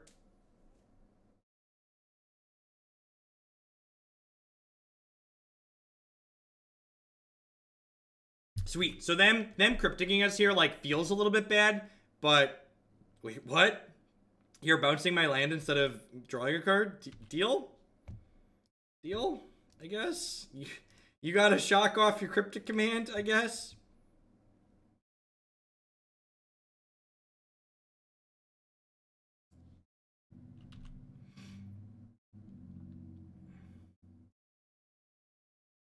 Yeah, I did well in a lot of tournaments with Kiki Cord for a while. That deck was never good either. And Tom Ross is a much better Magic player than I am.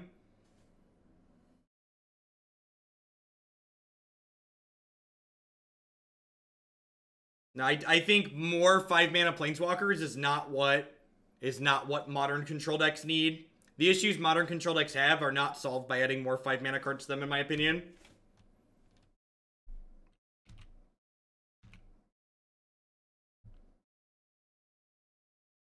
I'd like to kill it with fire.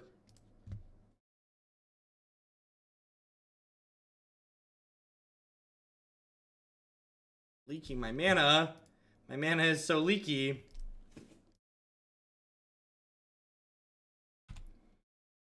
I think playing a deck because you think it's well positioned is a really terrible reason to play a deck. I think anybody who makes the decision to play a deck in a big tournament because they think it's well positioned doesn't understand how Modern works, and you should read my article on Cool Stuff Inc. explaining that further. Loam is love, Loam is life. Thank you for the 6 months. I appreciate half a year. Welcome back.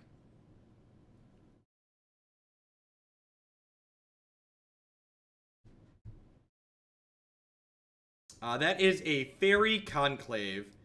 What on God's green earth? They have a Blink of the Eye and an Opt. Okay.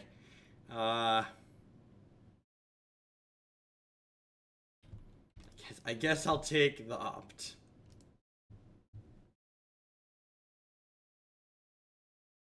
Best position is being busted in half, right? I agree with that.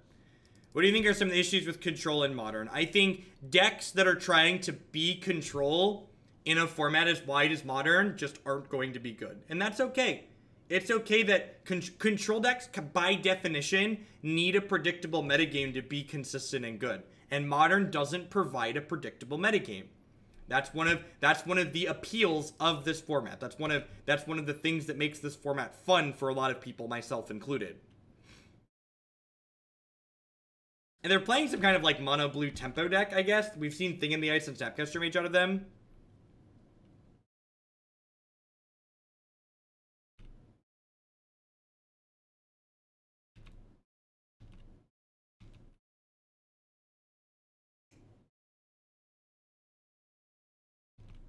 Sure. Let's see, Opt here.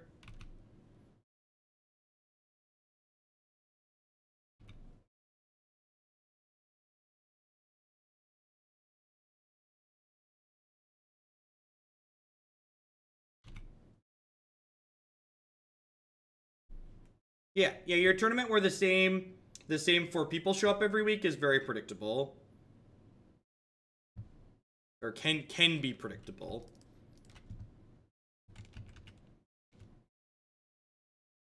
God bless you, Izzet the Mage. Yeah, it's a good for everybody who has Prime. There's some Prime video that you can watch. I'm blanking on the name of it, but if you look it up, Amazon's offering a promotion where you can watch a video to get $4 worth of bits. At a certain point, I'm going to hold lands for looting, but I want a 5th land at this point. I think a 5th land is something I want to draw. Especially with, like, Snapcaster Mage and Kolaghan's command, and like this. Like, this interaction here where I, like, K-command something and get to Countersquall. Jack Ryan, yeah, that's the one. Thopter Sword. I think Thopter Sword is okay. It's definitely something that's powerful, and if your cards line up right, it's fine. The problem with Thopter Sword,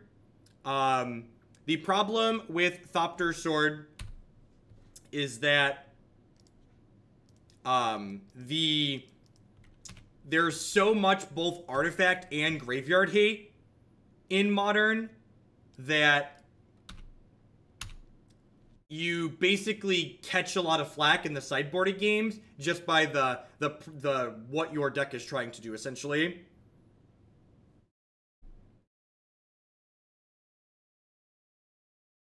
Blink of an eye. Yep, that's fine.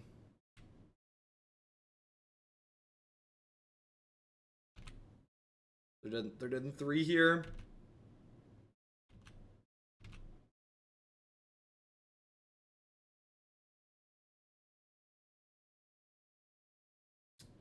Alright, well that...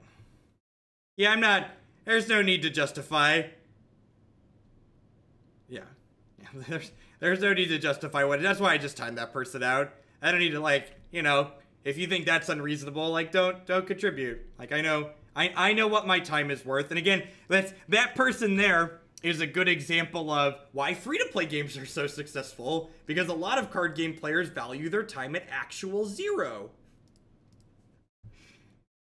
I value my time at more than 0. It's weird, but it's been working for me.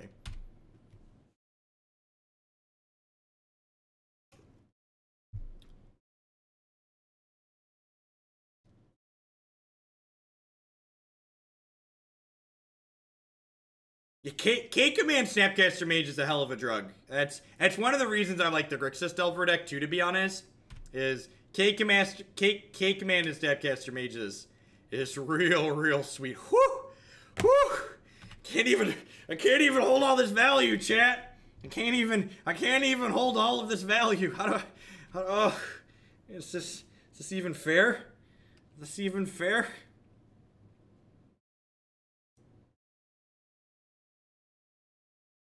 A Snapcaster Mage, that's adorable.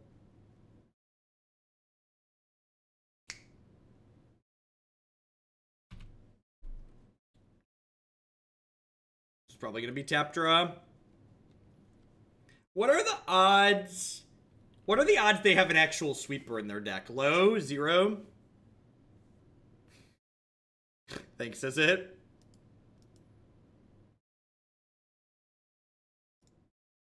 Tap and draw, because you have to, for reference, when you want to know what their card's doing on Magic Online, it doesn't have text, you have to right click on it. They do have Thing in the Ice, yeah, so like, basically I'm trying to go through in my mind, what's the punish if I play in Flashback Lingering Souls here? I don't think there's a punish, right? And like any kind of sweeper they could have is probably going to involve bouncing my Snapcaster Mages, which means like we're in a fine spot if they bounce my Snapcaster Mages, right? And like if at any point we start flooding a little bit this game, I've got 2 lootings in the bin. They could have Echoing Truth, that's true. They have Blink of an Eye though, so I'm going to assume that that's their 2-mana bounce spell.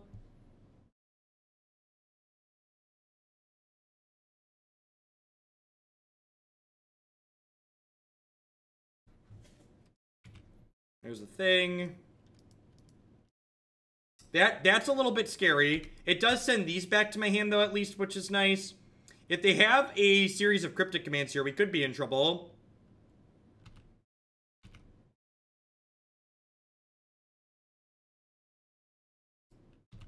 Alright, no cryptic. Let's go.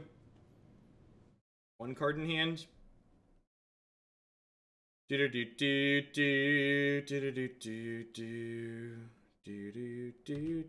that's a Collective Brutality in my bin. It's not a Tasigur.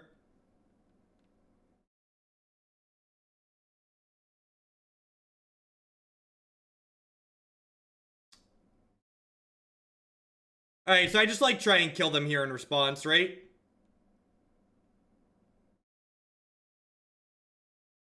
The problem here, if they draw another bounce spell, I could be in trouble. If they draw like another Blink of an Eye and then like chain into some cantrips. I don't think I need to be this aggressive.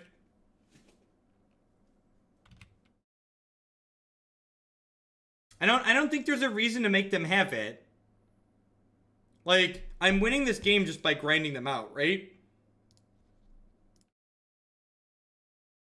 Like, what's the reason to make them have it? Right? Like, there really isn't. Like, here, I'm still, like, super far ahead. And, like, I just don't risk dying and losing the game.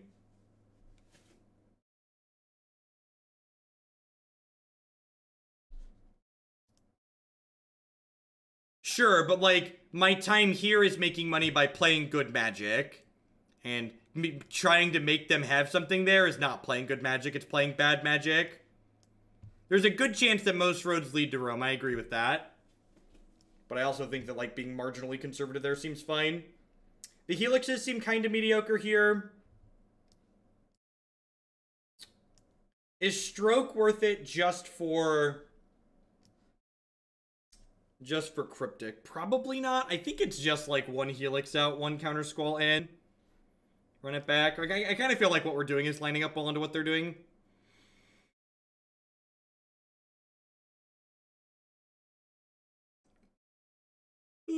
Yeah, seems good.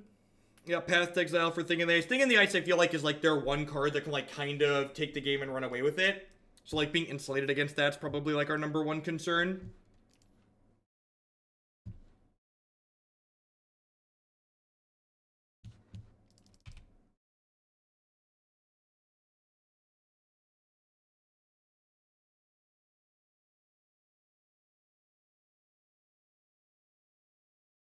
I don't know if their deck has win conditions that aren't Thing in the Ice, actually.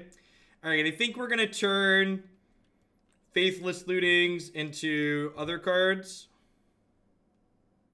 I think you should always play whatever deck you enjoy playing. I think the tier 1 decks in Modern aren't that much better than a lot of the other decks.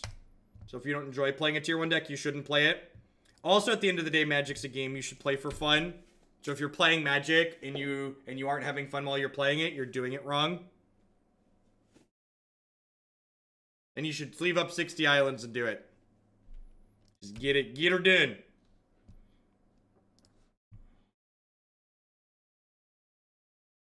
Not gonna mess around, letting them have negates and dispels. Just play. Don't be afraid to play your instance on your turn.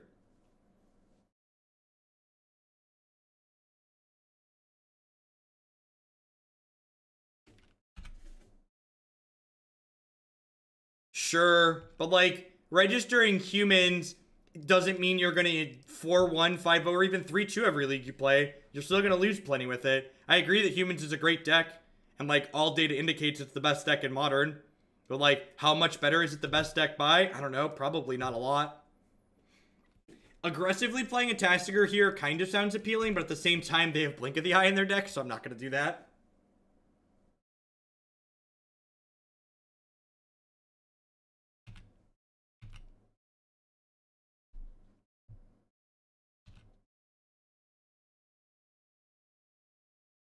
I mean, it's not even just about, oh, I'm getting Stifle Birded.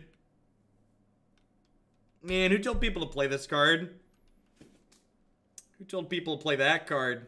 Kind of idiot puts Nimble Obstructionist in their deck. Yeah, I deserve that one. Probably lose this game because of that.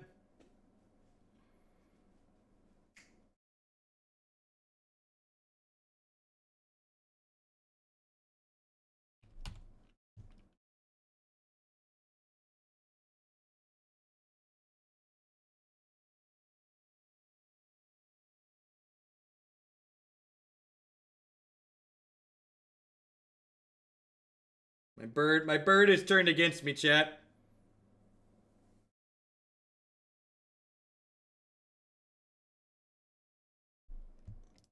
Alright, let's do this. Island is your land, Island is my land. Do do do do do do do do. Hooray! Fold into one. Thank you for the 3-month resub there. I appreciate that. Welcome back. I'm going to try and kill this thing. I don't want to pass to their turn because that gives them Cryptic Command mana up, and we know they have a bunch of Cryptic Commands. So I could get remanded or negated or mana leaked here. I give them more options to counter my spell next turn, so I definitely want to just like make them have it here. This is my best window, I think, to make this thing go away. Which spell?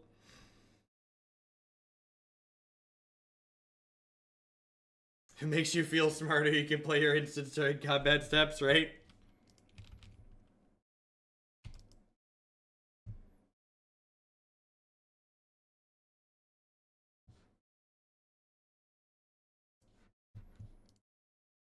Alright, I assume I'm about to pick all my stuff up here. Which means we have like a 1-turn window to draw a path. If we draw a white source, we can flashback Faithless Looting into path as well. My assessment that their only card that matters is Thing in the Ice is feeling pretty accurate. Random mosquito flying in my house.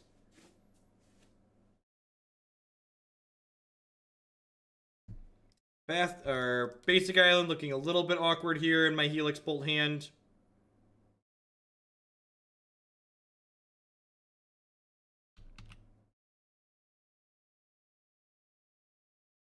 Was wondering how big of an incentive playing the best deck should there really be. I mean, in my opinion, a good format should have 0 incentive to play the best deck.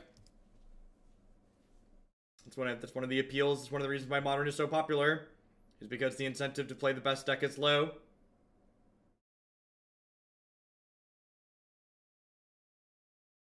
Second TT too strong.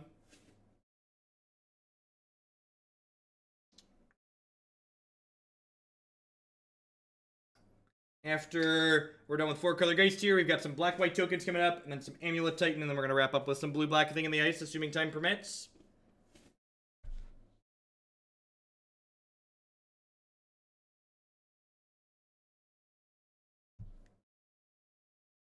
Sand's okay. I think this is the first time we've had basic Mountain, basic Swamp Geist. Sweet. Alright, Watery Grave's actually a great draw here. Means I get to go Shock, Flashback Souls, turn 3 Geist to Saint Traft.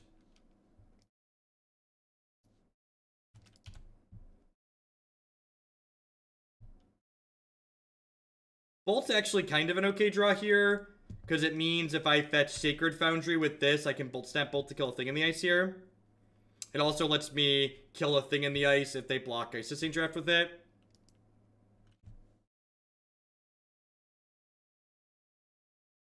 Them's the rules. Them's the rules. A deck gets to 100, it gets to be next.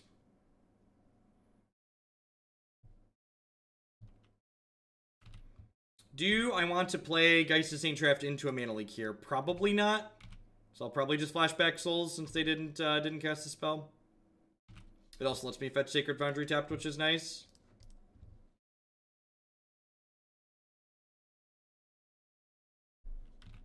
Negate, sure.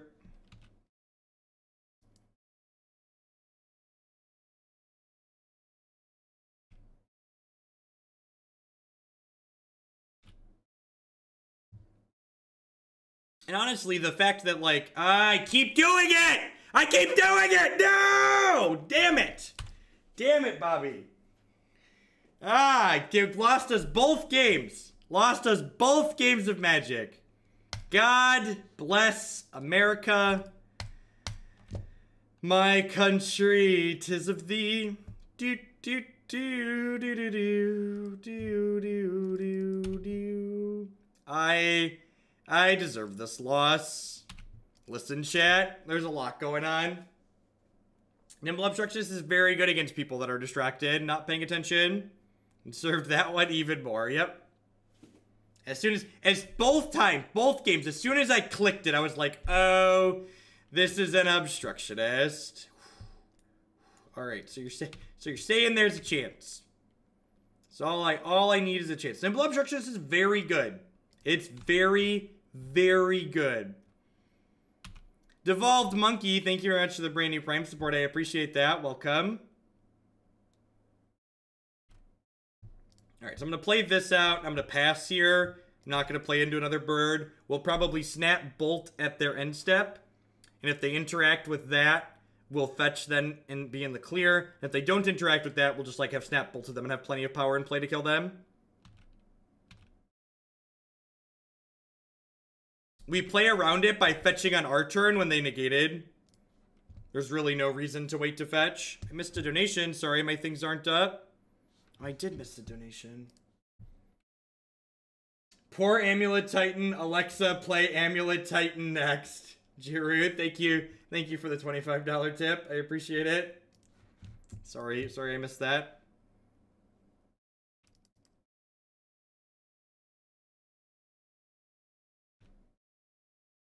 And if they don't spend mana here, I'm not fetching.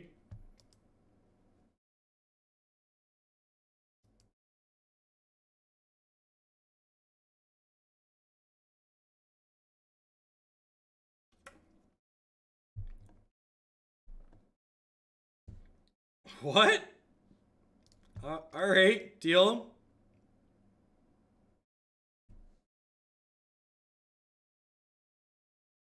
Oh, I missed another one? I really need I should probably wear headphones when I play so I hear the alerts. Did I miss Fold into one? I think I missed Fold into one too there.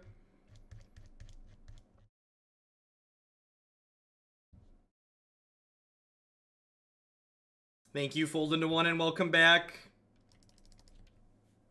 Someone asked me about a deck in the queue, and the queue and my OBS where notifications pop up are both on the same monitor. You know, obviously I need a fourth screen.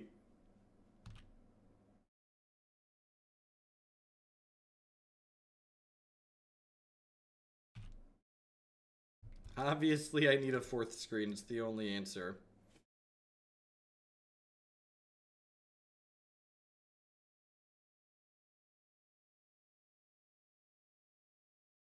So I get to play this, I get to shock, play the Lingering Souls.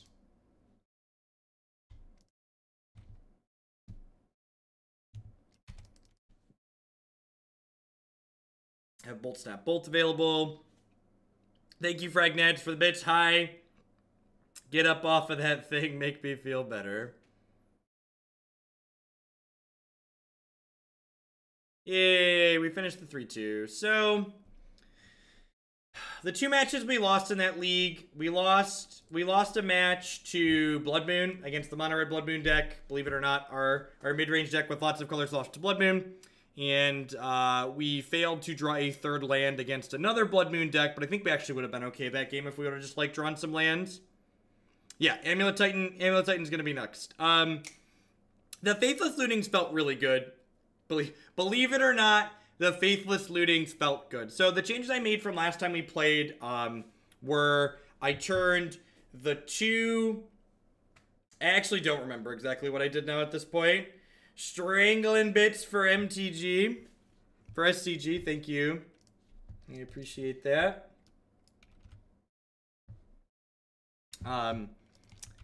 Just if you want to look back and see exactly what we changed, this felt pretty smooth though. Basically I took some of the top end that this deck had. There were more 3-mana spells, there were Crackling Dooms, there were some 4-mana spells, and we pulled the curve down to smooth some things out with the Faithless Lootings. I also was able to cut a land because I did that. Because Faithless Looting helps prevent flooding a little bit too, I also cut 2 of the 4 creature lands, which felt fine in that league. We also really didn't play against any particularly grindy decks, so I don't think I have a good measurement for if cutting creature lands was okay. But in theory, with Faithless Looting, I think trimming a couple of the creature lands is fine. That was a weird deck, Wub.